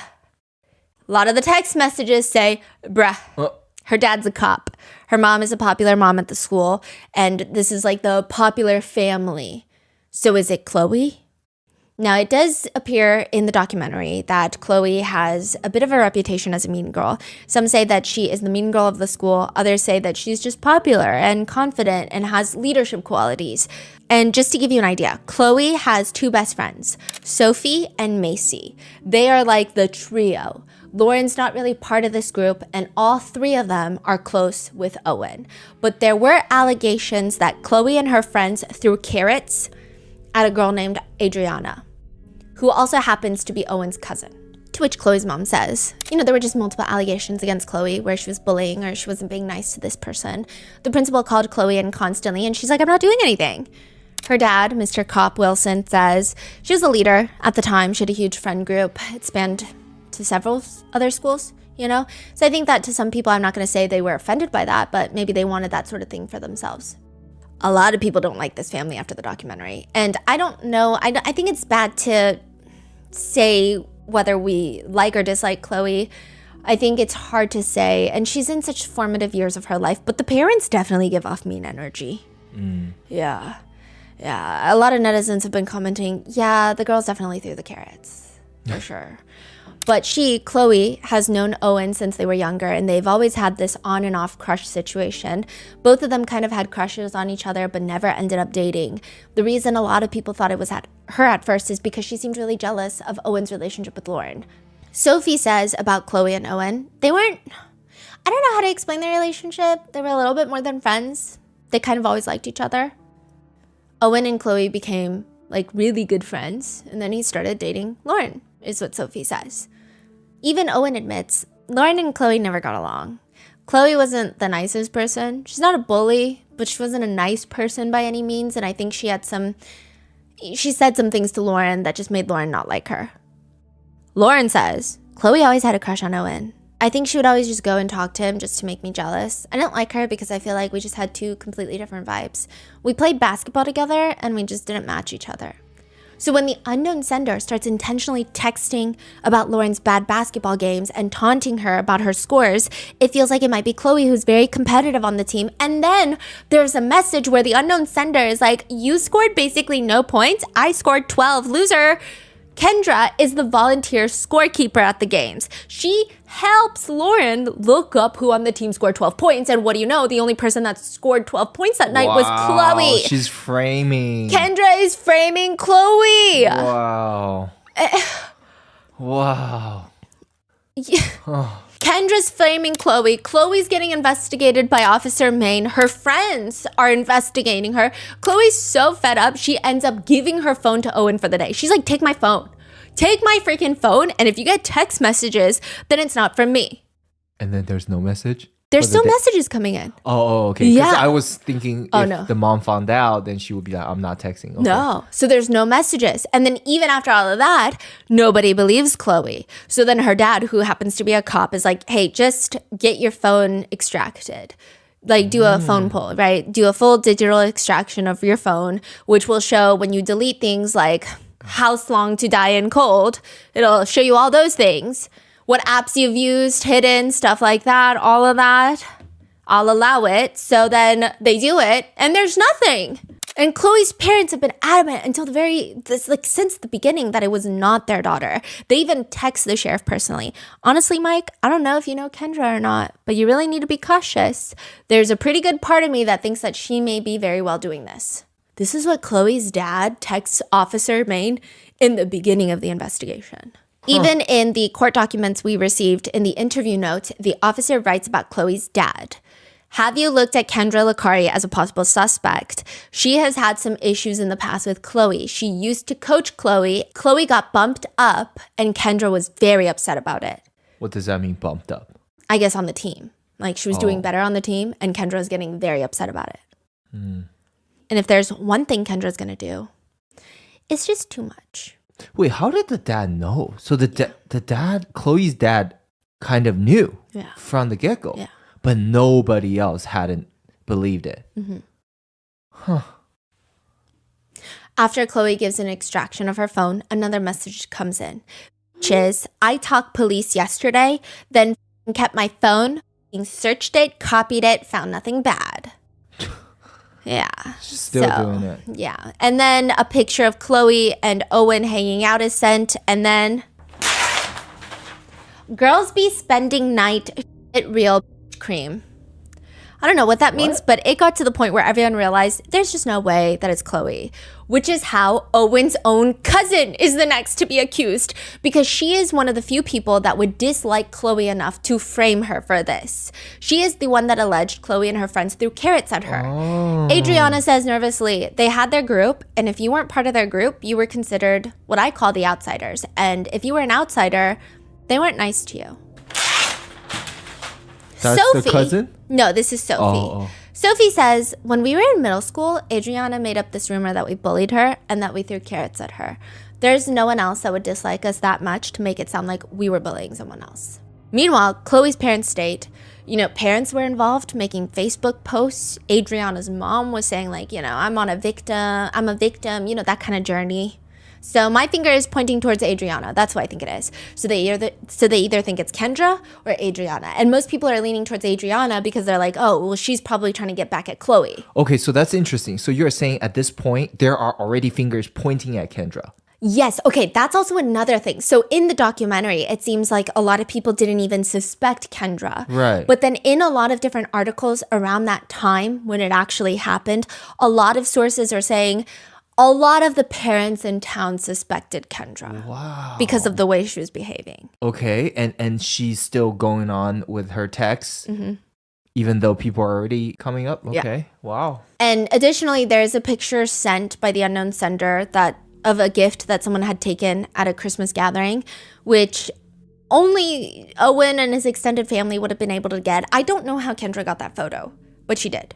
So that's why Adriana was suspected for a really long time, which I'm imagining naturally put a divide into Owen's family. Adriana says, I just didn't know how people thought that I could do it. It was just very hurtful because I was the quiet kid at school. Like I didn't really talk to anybody. I wronged nobody. I was just kind of confused as why they thought I would do that. Yeah. Walking into class after being questioned by Sheriff Maine, everybody was looking at me like they knew what happened. They were looking at me like they knew I was guilty. Kendra is just ruining everybody's lives at this point. At one point, people start suspecting Lauren, and Kendra is feeding that on too. She's submitting anonymous tips onto OK to Say, which is like an anonymous tip site for high schools, and basically saying, yeah, I think Lauren could be trying to get doing this for attention. To herself. Basically. One part of the court document reads, at numerous stages of the commission of this crime, Miss Licari had an opportunity to simply quit, but instead she continued to harass the victim, further inject herself into the case by attempting to thwart the police investigation with false leads and deceitful information. She broke up a group of friends for seemingly no reason other than personal gratification. And Kendra texts with another new number, okay? Pretending to be a friend of Chloe. Okay. And text Lauren and Owen, quote, I don't know either of you that well. I got your numbers from a friend. I know the people messaging you. I reported it to OK to Say. I was with one of them while they were doing it. I hope reporting it helps. I recommend being very careful. They were lying and from what I learned, putting on a very good act. It makes me sick to my stomach to know that they're proud of breaking you guys up. I don't want to be friends with anyone who does this and I'm going to distance myself from those relationships. I'm just going to leave it to volleyball only. Which Chloe and Sophie and Macy are all part of the volleyball team. I talked to my parents. We made the decision to report through OK to Say, and if needed, they will call the school. You both seem very nice. Hope this helps. Yo, she is sick and twisted.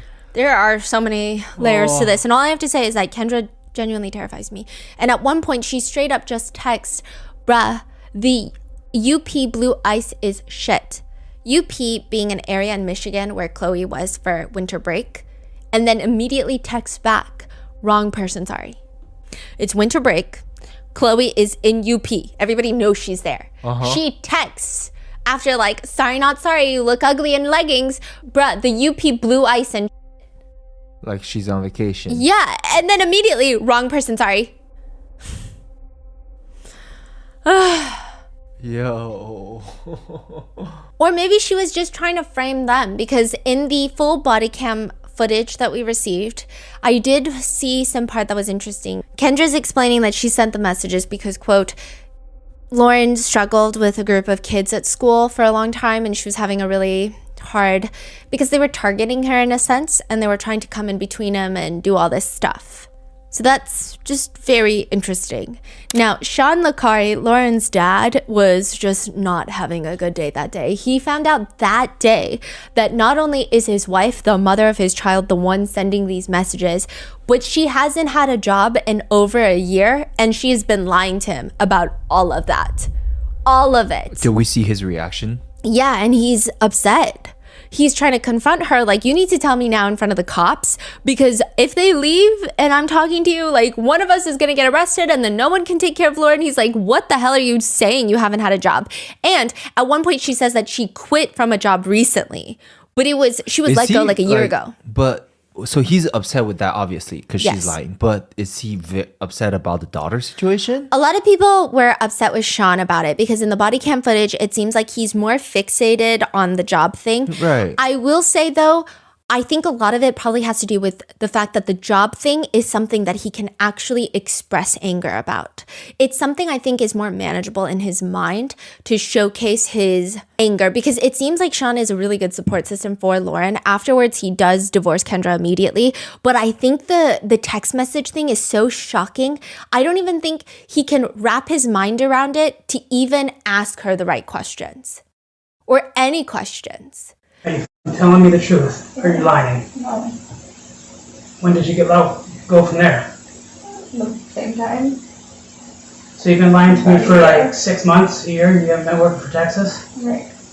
So I think he starts with the job thing. I also wonder if there's more to the job thing, because in one of the other articles, it was talking about how, and this wasn't in the documentary, so it's just kind of like piecing together all the things. It was talking about how a lot of people that worked with Sean knew that something was off with Kendra, because Sean would come into the auto body shop, he's a mechanic, and he would talk about how, well, they're getting evicted because they were scammed by some person in New Mexico. The car, and he believes all of it, and all the coworkers are like, So they're like financially stranded for a year. yes, and Kendra is making up all sorts of crazy lies. Oh, her check bounced for the kids something because she had someone hack her. And Sean just believes it, and I wonder if it got to the point where he confronted Kendra and Kendra got mad at him and he's defending Kendra. I don't know. I don't know. But he's... I think netizens are being hard on him and Lauren based off of this body cam footage. Lauren? Yeah, because she doesn't really show much emotion. And that even caused people to accuse her of being part of it. How old was she then? 15. I think, first of all, I think the language that the officer gave was so vague. And I think the officer said it in such a way where it was almost too sympathetic to Kendra for Lauren to have. I think it just, I wouldn't know how to respond to that. Yeah. It's just a weird conversation. And then it's shock to be like, oh, it's your mom who's been telling you to self-exit for 2 years straight and talking about how Cream and your 13-year-old boyfriend who broke up with you and broke your heart. Like, it's weird. Yeah. And then additionally, I also think that she kind of keeps looking at Kendra frequently. And I wonder if you grow up with a parent like that, you're constantly gauging their reactions and then trying to even subconsciously react in a way that you think that they will not have such a big reaction towards your reaction. Yeah. I see the complication of the emotions. Like the mom's super manipulative and yeah. Because even at the end, Sean is like, you're going to go. You're going to call your parents and you're going to go. And Kendra is like on top of Lauren, is like, no, I can't leave her. And he's like, no, you're going to go. Whoa. Yeah. Okay, you need to go somewhere tonight. I don't know where you gotta go, but she's gotta go. Now, the last theory is very dark, and I don't think it's a big theory, but there are people who believe and speculate and are concerned, stating they felt like it's crazy how this went on for so long, and they believe that Lauren was likely in a lot more danger than people are leading on. They suspect that Kendra wanted Lauren to self-exit so that she could trauma bond with Owen and his family and get the town's sympathy, as well as unload financial burdens and perhaps even her jealousy against Lauren. Netizens point out the messages of like, you done, he hates you, he said he regrets you, you were a mistake, he said you never meant anything to him and his life would be better if you were dead. Just the constant focusing on being dead is just a lot. Yeah. Jill, Owen's mom, says at one point her and Kendra had gone in to talk to the sheriff. And the sheriff is like, well, are you scared that your children are going to self-harm? Because these are the messages that they're getting. I mean, primarily Lauren.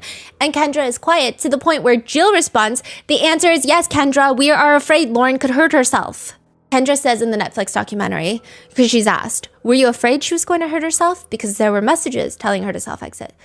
So I can say that I was not scared of her hurting herself. And I know some people may question that or diminish that or whatever, but I know Lauren and I know the conversations that her and I have. But if you didn't know her as well as I did, it might be different. It sounded like she's trying to give herself grace of like, that's why I send it because I know nothing's going to happen to her. This was not in the documentary, but some more messages in the court doc read. Choke on more pills, we could care less. Owen promised we won't get in trouble. off, take more pills. No one cares about your anorexic, ugly, worthless bitch. She shouldn't have showed her face today. Her fault for being here. Let's go do this. Finish the weak ass. Hate the fucking destroy, wreck, finish her tomorrow. Fucking beat you, bitch. We finish it. What the we said, show you, bitch. Fucking be gone. Make our lives better.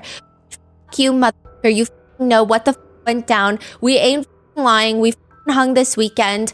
Fucking, she a weak ass bitch. Need a fucking beat out of her. His sisters say you a pitiful bitch. Ain't got no friends. And a lot of people also point to the fact that she texts this. Early on, before she's sending all of these like self-exit messages, she sends one. And then 30 minutes later, she takes it back. She says, sorry, I shouldn't say dead. That was too far. Because in previous messages, she was saying like, he wants you dead. We all want you dead. Uh-huh. And then she texts, sorry, I shouldn't say dead. That was too far. So it just feels like... And then a few months later, she's like full on like, be gone. It just feels like you have to put, you're not just texting these things as like, oh, that sounds like bullying. Because if you're saying, sorry, like dead was too far, it sounds like you mean a lot of the things you're saying. Others are saying, well, I mean, you spent 2 years bullying your own daughter with her biggest insecurities. How do you not think that they're not going to self-exit? One netizen theory states, Kendra wanted Lauren to self-exit so she didn't have to do anything. Even though she's speaking in third person on those text messages, she meant everything is my theory. She wanted her daughter gone. Others are speculating it's because Kendra is not from the area. Sean is. She marries Sean, but she doesn't really have a good standing in the area. She's not really a popular parent. And maybe she wanted to fit in and get sympathy and do all of these things if Lauren was gone. It just appears that Kendra has no remorse. It's actually Sean who outs her and is like, did you get all of her devices? Because she's got another phone. And it's like hidden outside the house in a little like wooden box. You're kidding me. So Sean always knew she got 2 phones. Yeah, he thought it was a work phone. But now he was like putting it together like, oh, well, you got to make sure you get all her phones because I thought it was a work phone. But if you're telling me she's not even working, then I don't know what that phone is, basically. So where was the phone? It was hidden outside near the side of the house, like wedged in between wooden blocks. They just follow her out and then she dug it out? No, they were like, tell us where it is. And they were telling her in the body cam footage, hey, so you need to tell us where all your devices are. We don't want to, but we will flip this house upside down and look for every single one unless you just tell us. So she tells them. And about that day, Kendra will later tell Netflix, it was a very high emotional day in our house. A day of confusion, unknown answers, shock, a day of not knowing how we move forward to the next day. So it was a hard day, but at the same time, it was an end. I think it was more of a mistake. It took me out of real life in a sense, even though it was real life. So when I was doing that, I wasn't myself. It removed me from everyday life. Just kept going and going, you know? Wow, that's a way to describe it. Yeah. Lauren says, I think the shock feeling turned into sad, which turned into mad, which turned into crazy. I didn't even know how to describe the feeling. Why would mom do this? Like, did she really have to do this? Like, I can't believe it, honestly. I was just really confused. She told me to self-exit. It makes me feel a little bit sad. Like, why is my own mom telling me to do that? I've like talked to her about it, but not necessarily like, why did you tell me to self-exit? I still question it every day. Like, I still don't know why. The documentary director is later interviewed by Variety, and they state, Kendra is a little bit of an enigma. I think that she had a lot of time to think about what she did. She was in therapy when she was incarcerated, and I believe that she's still seeing a therapist. She had put thought into what she did. I don't know that she's fully recognized or realized what it was that she did or why she did it. I guess only Kendra could answer that. They're asked by Variety, I would never want to show my face again if I were her. Why do you think that she sat down for your cameras? She was nervous about going on camera because just sitting down and telling your story is a nerve-wracking thing sometimes. But she was so great. And she actually ended up really loving the experience. At the end of it, she said it was kind of fun. She laughed about things, and I think it was really an opportunity for her to think about things a little more in depth. Every time I would ask a question, she would really have to think about some things, and I think that was really good for her. To which one netizen comments, I'm sure she genuinely thinks the documentary is about her. Her eyes were excited during the whole documentary. Yeah. Which is interesting because the reporter from Cut, who did like a think piece on this case, reached out to Kendra while she was in jail. And Kendra's response to her was, I do ask that you truly think about the kids that are involved in this situation. Kind of rich coming from Kendra, including my daughter, who is trying to move forward and has a bright future ahead of herself. These stories are doing additional harm to her. I can handle the pain, but she cannot and does not deserve it. She is moving forward with life and doesn't deserve to be put in the spotlight anymore or having people thinking her mom is the villain, as that is hard mentally and emotionally for her. They will never change. No. Sean has been going through it. The officer said Sean was just like a broken person. Sean says, I'm like, are you for real? I said, this is my wife doing this. I just can't believe she would do something like that to her own daughter that supposedly she loved dearly. You know, a 14 to 15-year-old girl. You know, it just makes me sick. She stabbed me in the heart, shot me in the heart, and threw it away. Netflix interviews Lauren twice.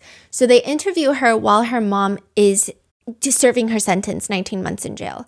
And Lauren is telling them, not having a relationship with my mom, I just don't feel like myself. I feel like I really need her in my life. I know my dad's angry and probably like never gonna forgive her, but I just kind of put that aside and just have the relationship with my mom that I want. The director asks, do you think people judge you for missing your mom? I think some people might have their own opinions on it, but honestly, I would say I don't really care. But when they come back a year later after Kendra has been released, Lauren is forbidden from seeing Kendra during her, I think it's because of her probation, but Lauren says that she's approaching it with caution. So it seems like she's actually more hesitant now. So maybe that time was good to process everything that's been going on. Yeah. But the judge in Kendra's case states, to be candid, you know, this was truly a horrible case. It's the kind of case that makes me glad that when I'm done with my term next year, I'm retiring. Like, Kendra is driving Your Honor up the wall with this one. To have a judge that oversees criminal cases excited to retire because of what you've done, I mean, that's got to be as far as you can get. The judge goes on a rant about the internet, telling the courtroom all the communication on the internet, just horrible people. Just horrible people. They will hide their identity and they'll act in a horrible manner. Sometimes you see the worst in human nature because people, they realize they can say whatever they want on the internet. Kendra states very vaguely that she's embarrassed, she's sorry, and this and that. And her attorney is saying that it's all because of the trauma of being R-worded when she was 17. And she is reliving it now that Lauren is approaching that age. And it's a mess. The judge says, I'm empathetic to your mental health issues. I received the psychiatric evaluation this morning. When I read the pre-sentence report, I wasn't getting any sense of why this occurred. Normally, you know, acting as a judge when I'm dealing with a criminal defendant, I know why they're doing what they do. You know, people addicted to drugs, they possess drugs, they use drugs. People that are thieves, they steal. It's not right, but you can kind of understand, you know, why a person is in front of me. This case is inexplicable. I read the psychiatric evaluation today. That gives me a little more insight on why you did it. But, you know, it doesn't excuse what you did and, you know, because you know that, because you just told me that. Basically saying, like, I kind of get it, but not really. Even after reading your psych eval, I don't get it. Yeah. Even Owen is like, how could a mom do such a thing? It's just crazy that someone that close could do something like that. Not even just to me, but also to her own daughter. What else has Owen and Jill, like his mom, like everybody said about when they found out? Or they said that they were just shocked. Yeah, Jill like told the FBI agent, no, it's not Kendra. There's no way it's Kendra. No way. And then it was Kendra, and she was pissed because like the act of Kendra every day for years going and trying to find, let's all sleuth together. Let's find who's harassing our kids. Meanwhile, it's her. And Jill took it really hard.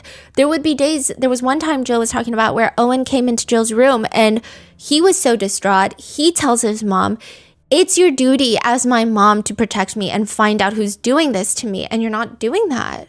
And she was so frustrated. She's like breaking down crying. There are emails. Kendra is writing emails to Lauren when she was in prison.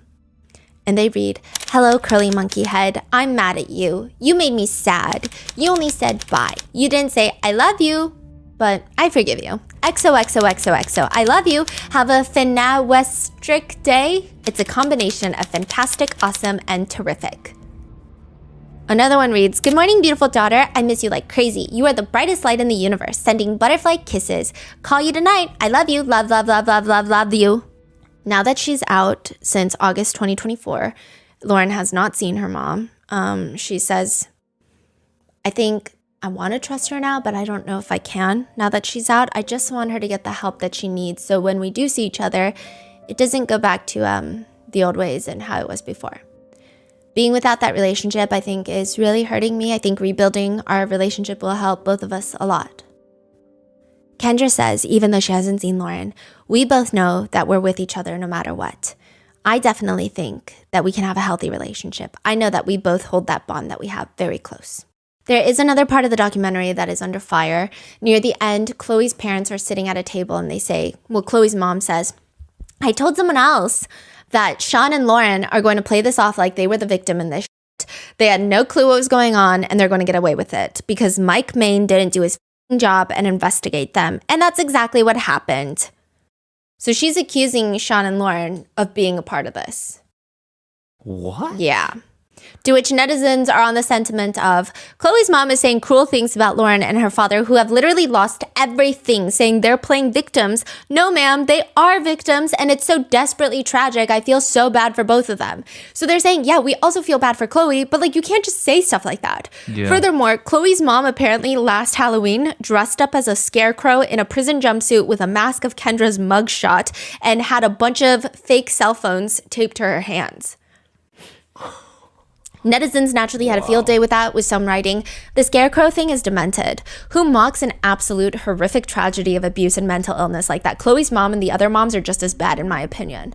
To which someone responds, "Kendra told her own daughter to self-exit. In no way are the other moms just as bad for a tasteless joke. Chloe was also a victim here. An adult woman tried to frame her for harassment and cyberbullying. I give her mom some leeway." But another comment reads, "What stuck out to me in the documentary was the Wilsons. Chloe's family, all three of them, the not my kid attitude when clearly their daughter was a mean girl." Again, I have no opinion on Chloe, and I don't think we should. We really don't know much about Chloe, but I will say her parents are kind of conducting themselves in a strange way, at least in the documentary. Another comment reads, "My heart aches for Lauren and her dad, Sean, Owen, and his cousin, Adriana. Owen's parents seem like good people, but poor Lauren. Chloe and her parents give off real bully vibes, and Kendra is just bad crazy. Everybody needs to get out of that small town. That's the moral of the story," is what the comment is saying. Some people have thoughts about Owen. Owen says in the documentary that, "I haven't talked to Lauren since a very long time ago. Yeah, I was mad at Lauren. I don't think I'll talk to her in the future." Some people are really upset with him for that, saying that why is he upset with Lauren when she's also a victim? I think it comes down to when it came down to Kendra's sentencing, Lauren and her family Lauren was very supportive of Kendra. And Owen and his family clearly wanted Kendra to have a longer prison sentence. So I think it put them at odds, and I'm sure it's really complicated.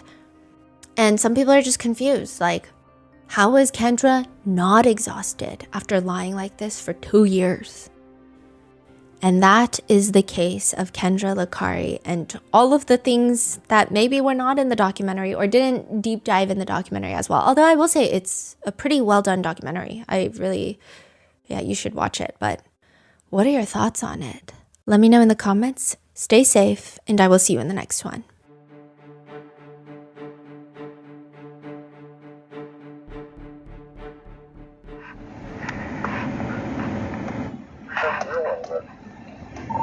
I'm gonna be out. That's Lauren, it looked like. Lauren, the daughter. Was it? Kendra had shorter hair. No.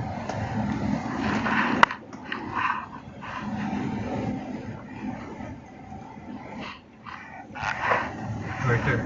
Is that her? No, that's Kendra. That's what I thought.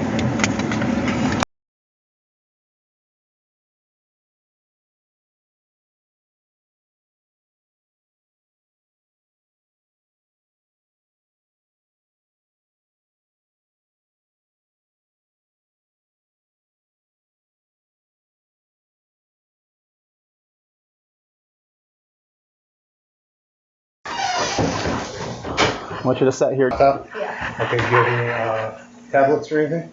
No. So just one phone and A The laptop? laptop? And how old, like, is this phone new or older or? It's old. All right. Did you know this was coming? No. So this is the deal. When we were doing the investigation and the FBI got involved, we come up with some stuff that comes back to you. What do you mean? The messages coming and originating from you. No. Okay, well, that's what we're going to decide because I'll just be point blank on it, all right? I don't know what's going on, and obviously you guys moved around a little bit.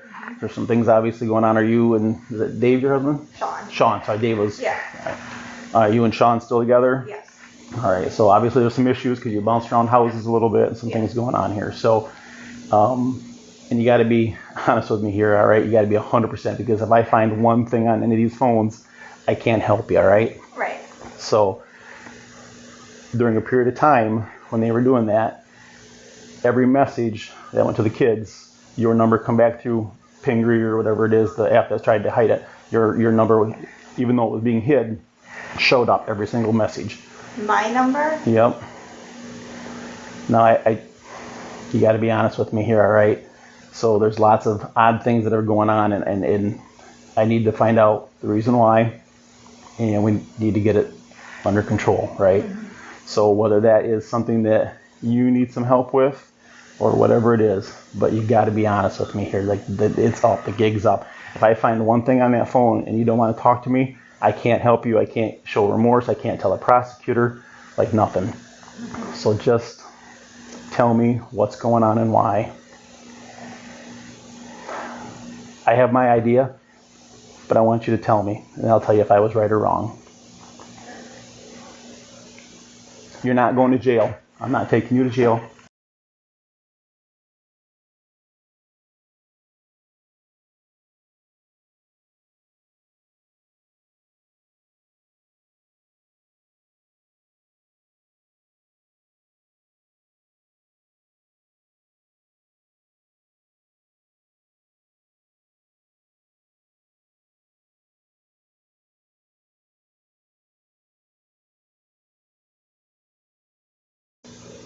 I mean, it's something serious because it went on for a while, right?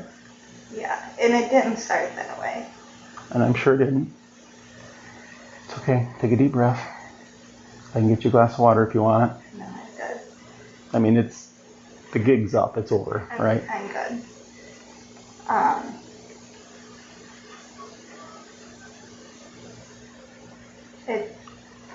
Was it because they broke out? No. She's struggled with a group of kids at school for a long time, and she was having a really hard time because they were like targeting her in a sense, Mm-hmm. and like they were trying to like come between them and do all this stuff, and she was having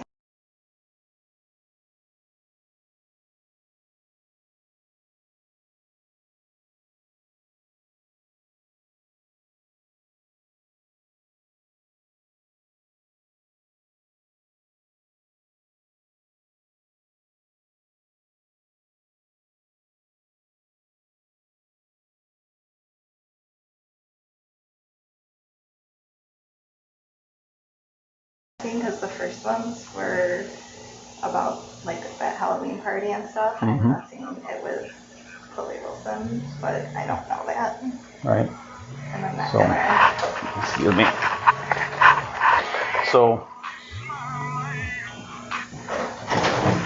What's your status until? Yeah, right now we need 4907 Penny Lane at Farley. Should be with 46. 3701 Central, I apologize. I turned it down too far. We're secure, no need for status.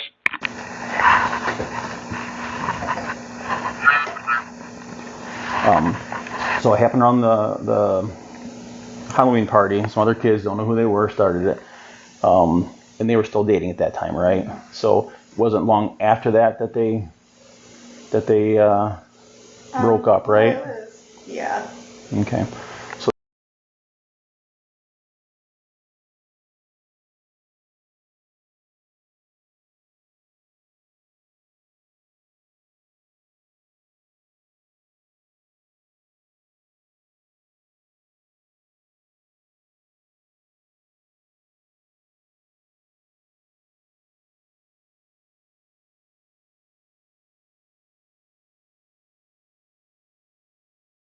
others that are gonna want to know because their daughter, like the Wilsons, has been accused of all this throughout, and it's a bad deal. I get it. I'm not going to leave here until I know you're safe, that she's safe, that you contact your husband or whatever you want to do. Well, no, I mean, He's just talking to her. Oh. we're, like, I know I'm safe and everything, like, I'm not worried about that, But I want to make sure she's safe when she finds out, because those messages. Go ahead, I'm sorry. I'm concerned about, like, Okay.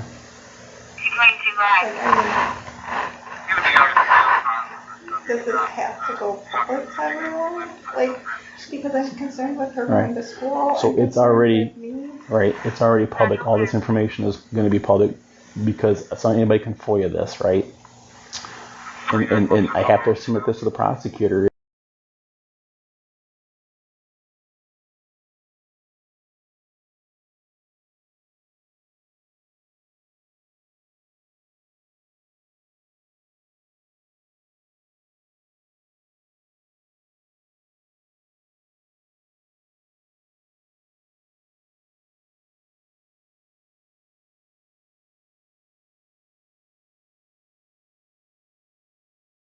That was to her, that was pretty bad, right? Maybe you didn't mean to hurt her and it just got carried away. I get that, but it's still going to impact her, right? I mean, what does it look like going from here? Because the thing is once this is out there, like, I don't know how she can go to school. I know. That's why I was trying to get this done. I'm scared. You threw us for a little loop because you'd moved and stuff, and we've been looking for you and just kind of found you. So Sorry. it's all right. Well, you told the school one thing that wasn't true. So I mean, there's just some indicators there too. But With what? you're at 808 North. We were until last week. Oh, okay. All right. Okay, that makes sense then. So,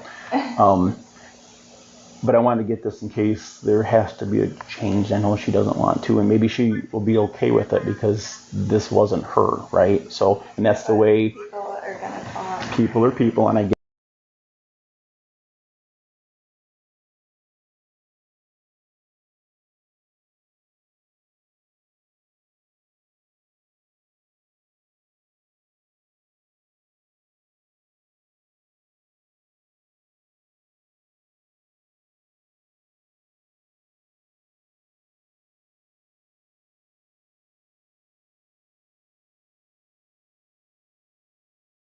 Can hold on to that long. You have an IT background. I know you got let go from Ferris, and there's all kinds of stuff there. So, but so let's just back up a little bit. So you kind of took it over. Was there a driving factor that you continued to do it all this time? Like, there's not anything that. I think just personal stress and. That I understand because people. I mean, the last couple of years have been.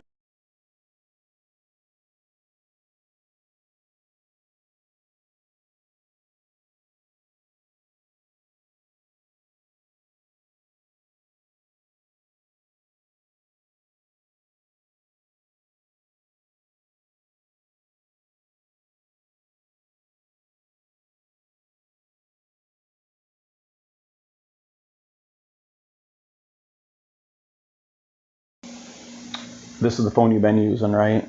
Yes. Yeah, because it has the, we also know the make, model, and everything out from the catch there. All right, so this is how I think we need to end here today, right? When does your husband get home or out of work? Not till like 3:30. His parents will be here at some point too. I don't know when. Because I'm not comfortable leaving you and Lauren alone right now. This is a lot to take in, and I appreciate you being honest and coming forward with all the information, right? But Oh, thank you. but we have to make sure that everybody in this nucleus is safe, right? And then from here, what I'll do is I'll write the report. I have a quick question for you. Yeah, thanks for that. What's your password for the white iPhone? 0713. 0713. Yeah. What's the password for the Samsung? Can I see it? I think it's 5573. I'm sorry. I got 5573. 5573. Yeah, hit okay. Okay. Yeah, just do it real quickly. I'm My not bad. Android. Okay, and then you put these in your phone. Android.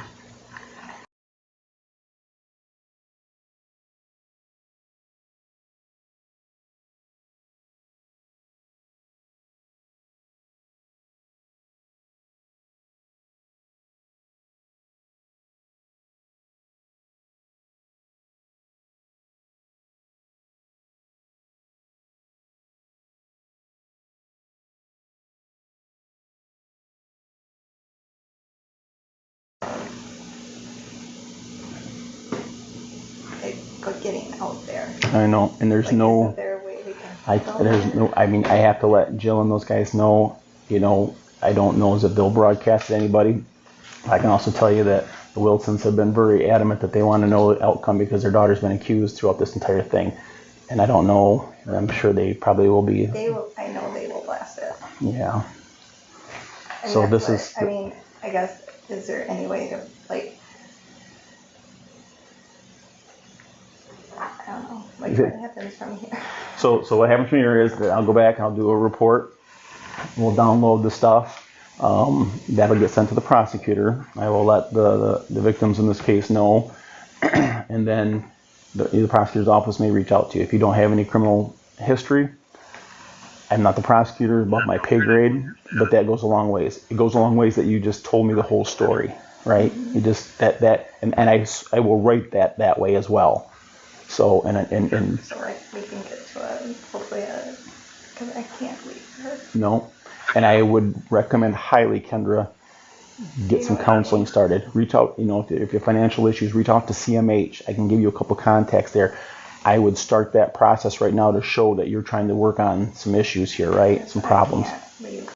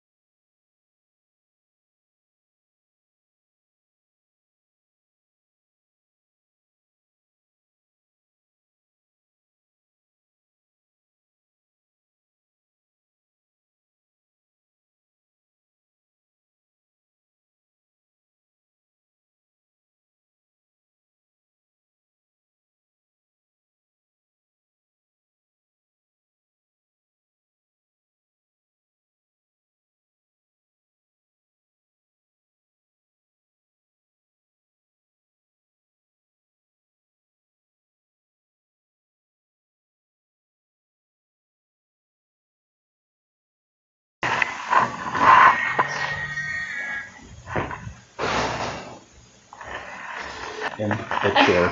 Sorry. You're good.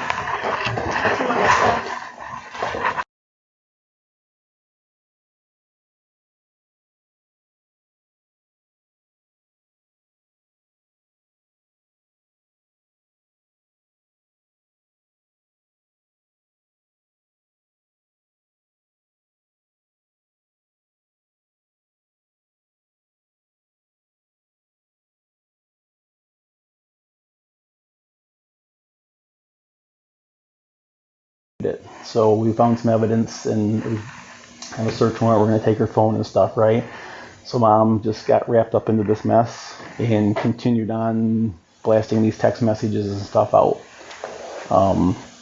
I know that's probably confusing as heck and why, but sometimes when we're not thinking straight, we do some things that aren't right. So from what happens now, we're going to take a couple things with us and download them. I have to write a report. What has to happen now is I have to make sure you and your mom are safe before I leave. All right, mom's not going to jail. I do have to write a report and get the prosecutor, but we have to make sure you're safe. So I'd like you to call your dad and have him, where's he work at? J&J Auto, right on Whitman Road. So maybe he can come home and meet with us, okay? 22 Central. Go ahead, D22. It's gonna be out that subject that I saw. We're gonna be across from Mount. Just say the police are here, nobody's hurt, police are here, can you come home? Central clear, D22. And it's not urgent.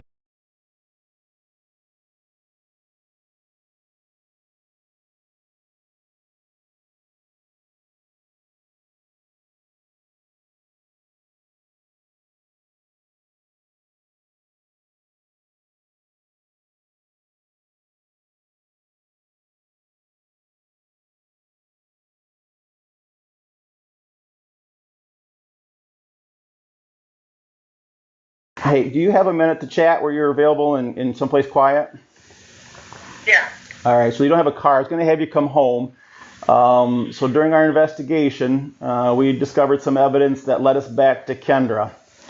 Kendra has explained to me that she got wrapped up into this. She didn't really start it. Some other people did. She didn't know who, but all these text messages and stuff, and she just continued with it. Kendra is not going to jail today. I'm just going to write a report and let the prosecutor look at it.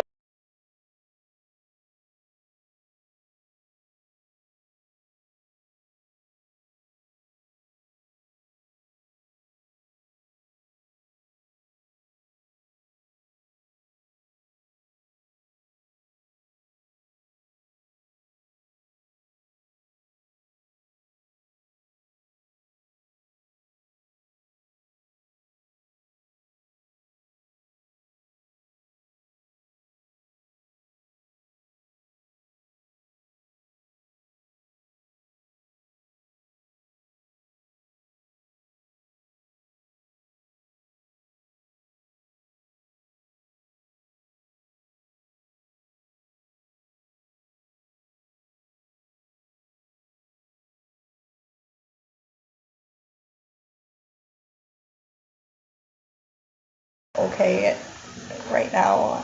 I have, I'm kind of like in shock right now, so. yeah, I know. Can Go ahead, sir.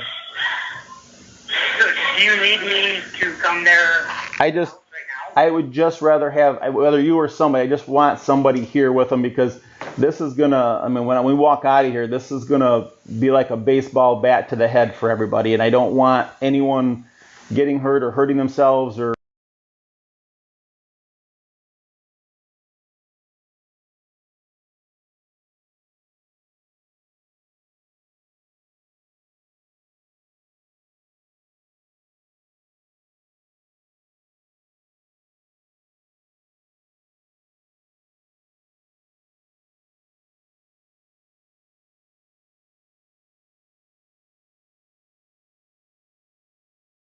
Yeah, absolutely. Take a minute. Just trying to think. How soon are you notifying them? I can tell you that Jill has been calling me. You calling me? But no, I'm sorry. Go ahead, sir. Oh, I thought you were talking to me. That's I was thinking at the same time that I said something to me. Nope, sorry. I was talking to Kendra. She'd asked me a question. Okay. Do you want to call your parents and see how far away they are? I can go pick him up. I can, but I'm sure I can leave work and come there. Do you have a way to get here? That was the. Yeah, I can take a shop vehicle. Yeah, that would make me feel the best. I really have some reservations about walking out of the house. Right. Yeah. Is there any way I can talk to you privately if I get there? Yep. You want to do it on the phone, or you want me to wait for you to get home?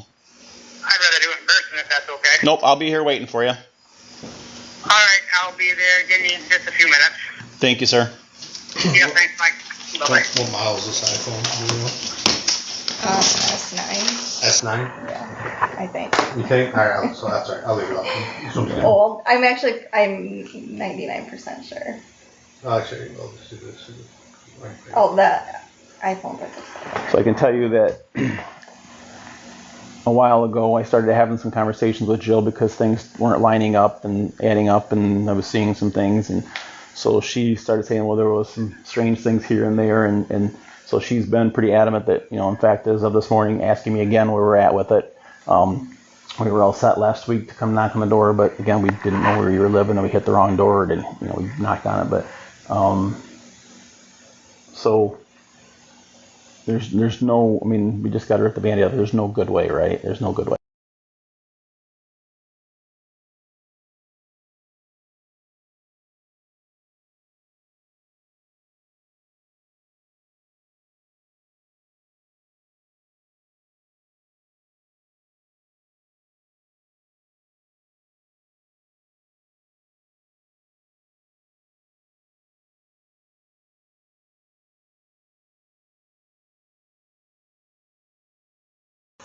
Counseling, financially is an issue, and you need to have something that's community mental health. I can put you in touch with the right people there, right?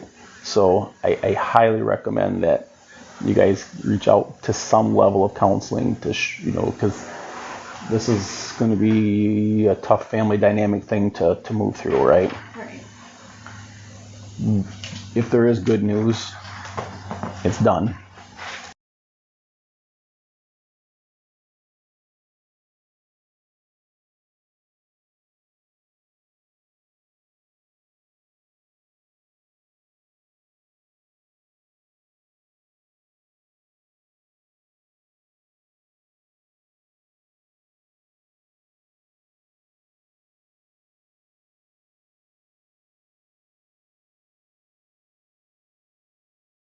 Better water.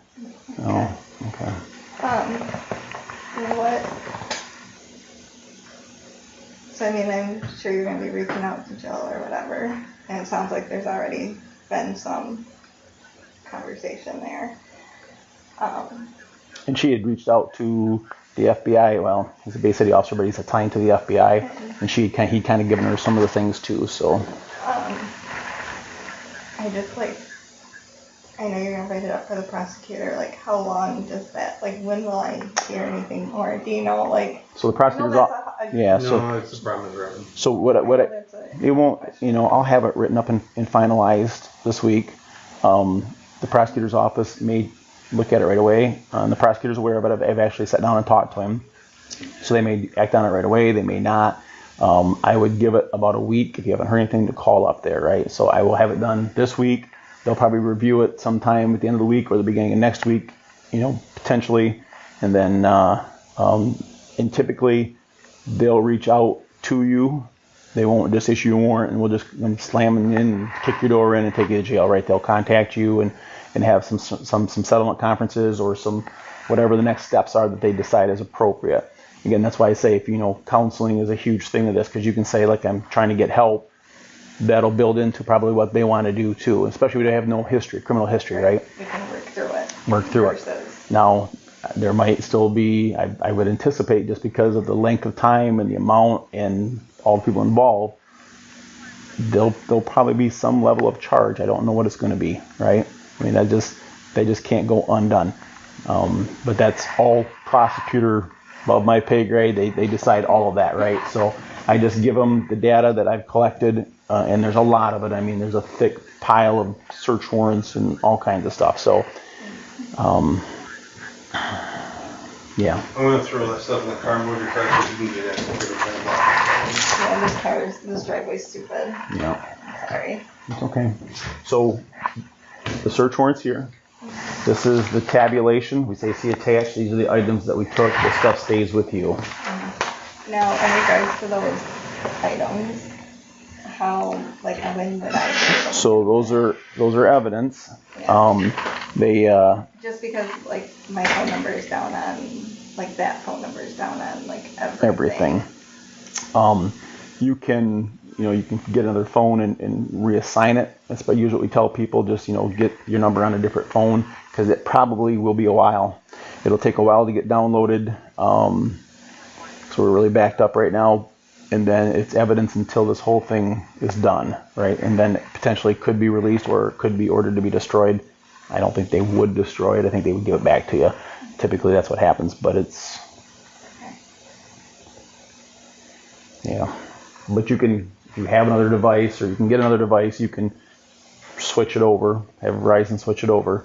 And then you can use that new phone and still have your number. And I get all your stuff's in there, but that's, I don't know whether your contacts come over or whatever. Well, I don't really care about that. I just like that's down as all the emergency contact for Yeah. her for things and No. stuff. I mean, Yeah.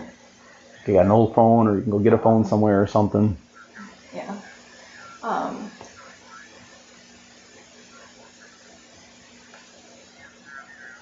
But like, you guys aren't going public with this besides telling like. I'm not putting this in the newspaper. I'm not putting it on our Facebook page. No. So. No. I'm going to call a couple of it could people stay that. Pretty. I mean. Yeah. And you're right, Jill and Dave probably won't I don't think speak they much of it. will. I can't say the other. I just know Angel and Dave. I know they'll Yeah. kind of.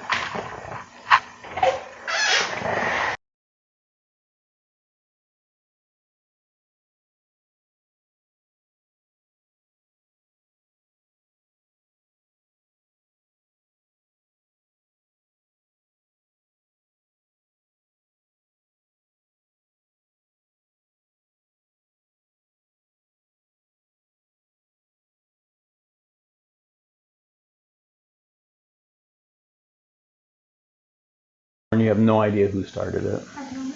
Okay. All right. Is there anything else, Kendra, on there that I'm going to find that's going to surprise me? Just that kind of stuff. And I think it was you maybe mentioned to me at one point that there's an app that it translates it to like an urban language or. And I've never. I don't. You don't use that was that? one of the teachers at Field that Okay. said that. Okay. That told us about that. I forget what it's called. It's like, it's kind of like Google, but it's something else. But you aren't using that? No. Okay. That's just Sean coming off the driveway. So I thought I saw something flicker. You want to go up there with him real quick? Yeah, I'll go chat with him when I get in here.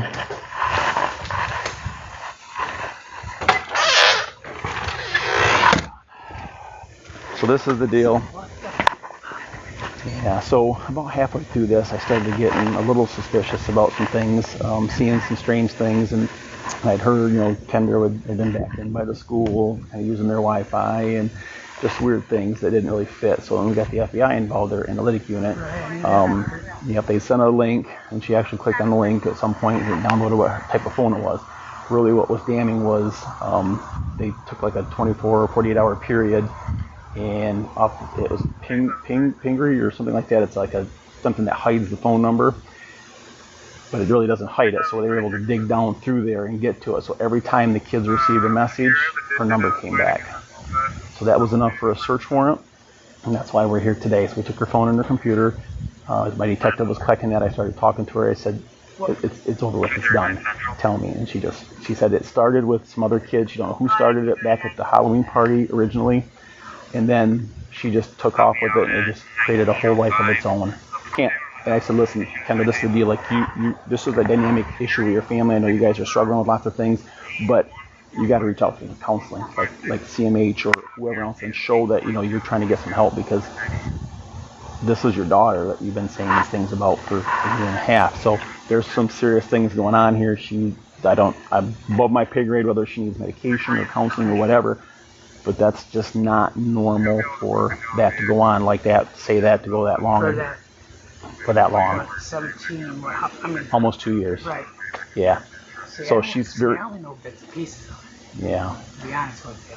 Well, I knew when she quit communicating with me that I was on the right track, because she fell off. I would send something, like ask her something, I'd get nothing. See, I caught her with another phone, and she said she just do nothing. When I found it, and I don't know where it went from there. All right. Well, we'll go back in, because I told her, I said, listen, this can never happen again. Like I said, I'll write it up that you were honest, you told me the truth, and that's how I'll present it to the prosecutor. Should she go to jail? I mean, well, so this is the deal. I don't want to be that bad. No, I know. The charge is felony stalking. That's what the charge is. She doesn't have a criminal history. The prosecutor makes those decisions. Do I think she'll get a charge out of it? I think so. Does she spend jail time? I would say probably not a lot, if any. I mean, but it's. Prove a point. I know. I know. Not let her just stay here. I know. I mean. But there's obviously a level of mental health disconnect there that she needs some help with. And if the money's not there to get a counselor, to hire somebody, or through your insurance company, if you have insurance, whatever, a lot of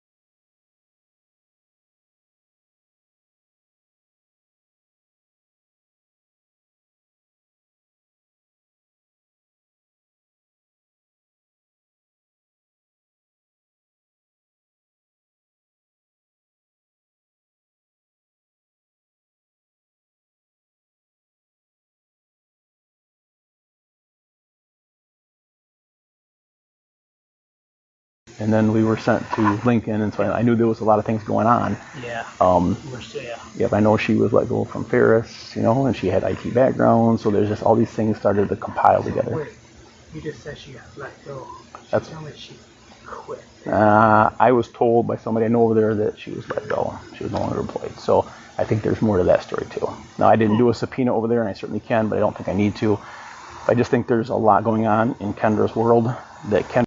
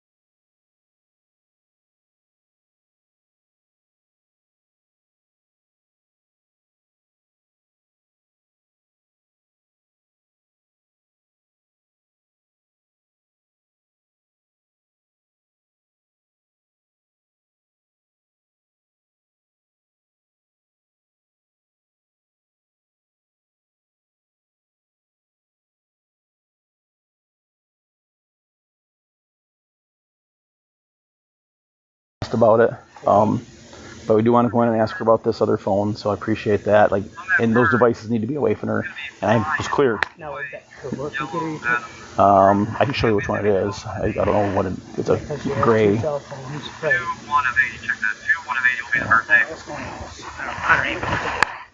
I apologize. No, you caught I knew- me off guard. I knew this was gonna be. I knew this was gonna be a long Right. pardon. Yeah. Right. Well, I think you took them out there. I'm sorry. I didn't know anybody else was here. That's all right. Sorry. Hey, Kendra, so I want to be real clear here. You have any other devices? Because apparently there's another phone somewhere. So where's that at? Okay. You got to tell me, right? You've already confessed, but I will. It's outside. Outside where? On the side. Side house where you try to walk away from us? Okay. I'll go grab the other copy. Just unlock it. Can you, and I'm telling you, Kendra, and I get it. I'm not mad at you for not telling me the whole truth. I very seldom get the whole truth from people, but you have to be 100% across the board that there's no other devices, items, there's nothing else, nothing I'm going to find on these devices that's going to shock me that I don't already know. There's that. Alright, I'm gonna say something while he's here, okay? What phone is that one? That's that one. I'm gonna be honest. No, that's that one that was on the couch. The one, the third cell Yes. phone. So he's got your main phone. Now, That white one, is this and your then work that phone one. here? So he's got all three. No, we have two. We have a laptop. Yeah, two, but that'll be all three. Oh, 3 devices. Yeah. Okay. And then the laptop. So is there 2 phones or 3 phones? 3 total. My original phone, like my actual phone. Yep. That iPhone you already have, and then there's another iPhone. We only have 2 phones, including the one he's getting right there, right? No, that'll be 3. And I could be wrong. The detective was collecting that stuff. So Samsung Galaxy, white iPhone. Okay, all right. And then the laptop. Book also. All right. And there's nothing else. Okay. Yeah, I mean, and those are the kind of things that jump off, right? I mean, I can't help you. I mean, if you lie about stuff, that's how it gets written in the report. So, and I thought it was strange that you took right off walking away from us. So while these guys are here, so I don't have gas, you put it on the trailer. It's on some of the wood right there. Do you want me to come out there? So what happened with Ferris? Tell me the truth. It's time to get it off your shoulders. Because if I blow a gasket when we leave, I'll probably go to jail. So tell me now. I got my phone from that. Yeah. What about the Texas job? Do you still have that, or you got terminated from that? I don't have that. You don't have that either? No. So when did you get let go from that? A while ago. Are you fucking telling me the truth? Or are you lying? No. When did you get let go from there? The same time. So you've been lying to me for like 6 months, a year, and you haven't been working for Texas? Right.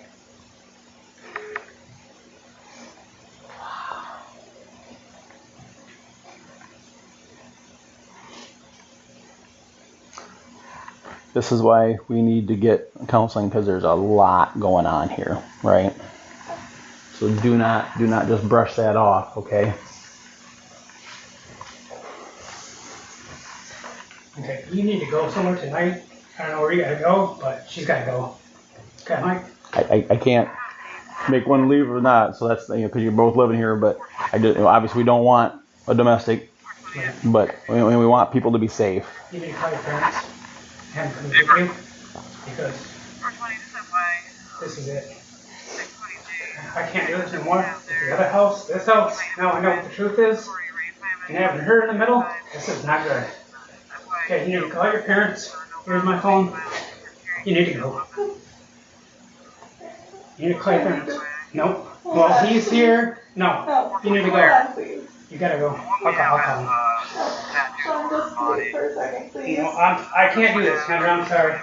Kendra, sometimes just a few hours apart to let things soak in. But that's what I'm saying. Will you not call them? Because Nope. no, I don't want to go there, Sean. Well, where are you going to Where are go? you gonna go? Well, my parents are 2 hours away. That's fine. They're retired. But if you're going to go somewhere, where are you going to go? Because I don't somebody's know. gotta watch you. Because if you do something stupid, then we're gonna have. I don't And want you to do can't, anything else. and doing something to yourself will devastate, right? I can't leave her. Well, you're gonna. And if we need to go to the hospital and talk to somebody right now, I'll make that happen too. Where the heck? I can't leave her. No, you're gonna. No. I can't. Would you like to go to CMH and talk to somebody right now? Because What's the password on this one? I'm gonna go step up here and tell him. And then, This one is dead. So what's the password on it? Hey, Ken, Sean.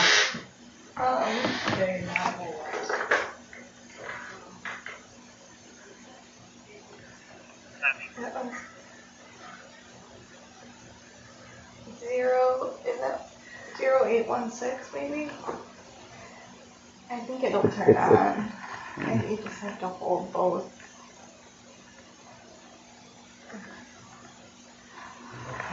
Flash, I don't know. Kind of iPhone is this one.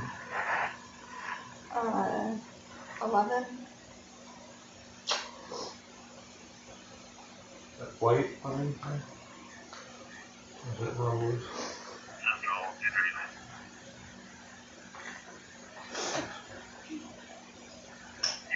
Did you wipe this for as we pulled in? No. I didn't do anything. You sure you don't have to reset this? No. Did this have service? No.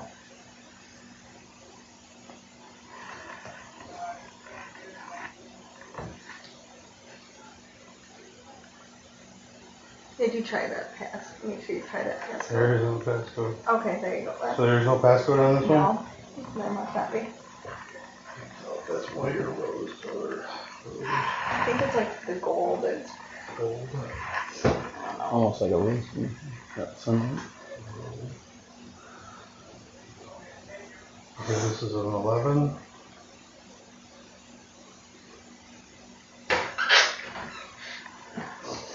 Okay, they're getting their stuff around and they're gonna head north. All right. They're in Waterford, so. I don't want to go with them. Well, your dad, mom's on their way. So I told her I'd talk to them face to face. I don't want. And Kendra, you guys need some time to process and be apart, but you have to be with somebody that you're safe with, because it's not fair. I don't. And I hope not, but I've seen people with less going on have those thoughts, right? So I can't live with myself, and I certainly can't live with these two if you did hurt yourself, right? Like I can't do that. I can't be hurt. And I would hope not, but you would be surprised with the trauma that people go through. Today, like I need to stay with her. We gotta get some time apart. I think that's probably If I do something stupid or you do something stupid, we're both in trouble, and then she's gonna go away. Okay? We gotta work through this. We just gotta be separated for a little while. I tell people, when you're on the ground, the only place to look is up, right? And that's where we're at. We're on the ground.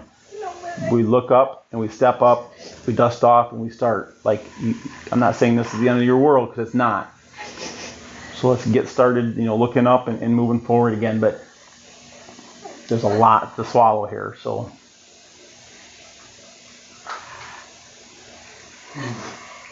Sean, I'll explain to you. So, search warrants here. This is the tabulation. We just say see attached, and you'll get a copy of that. So the things we took, this all stays with you guys. This is my copy. Yep, these are the copies for you guys. Yep. All right, perfect. So you took those 3 phones and that Laptop. Laptop, okay. Nothing else now. I don't know what Nothing on. You've not used her phone to do anything? No. Honestly. I Because swear. I've already asked this once, and obviously I was lied to, so. No, I promise. It's just. Sean, is there anything else we can do for you? I know. Kendra? a big drink. I know. Well, Kendra, I'm not mad at you.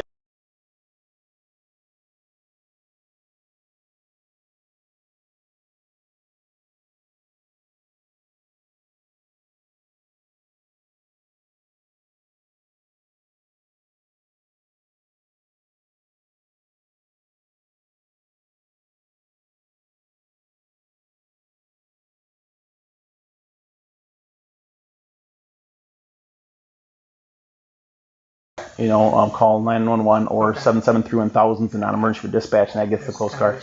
Okay. They have a crisis intervention team that if you want to talk to somebody, even if it's after hours, we'll make that happen too, that you can talk right to CMH's crisis intervention team. And I just want that part to be healthy, right? That we have to have that to move forward on everything. So, all right. Okay. All right. Thank you. Thanks, Mike.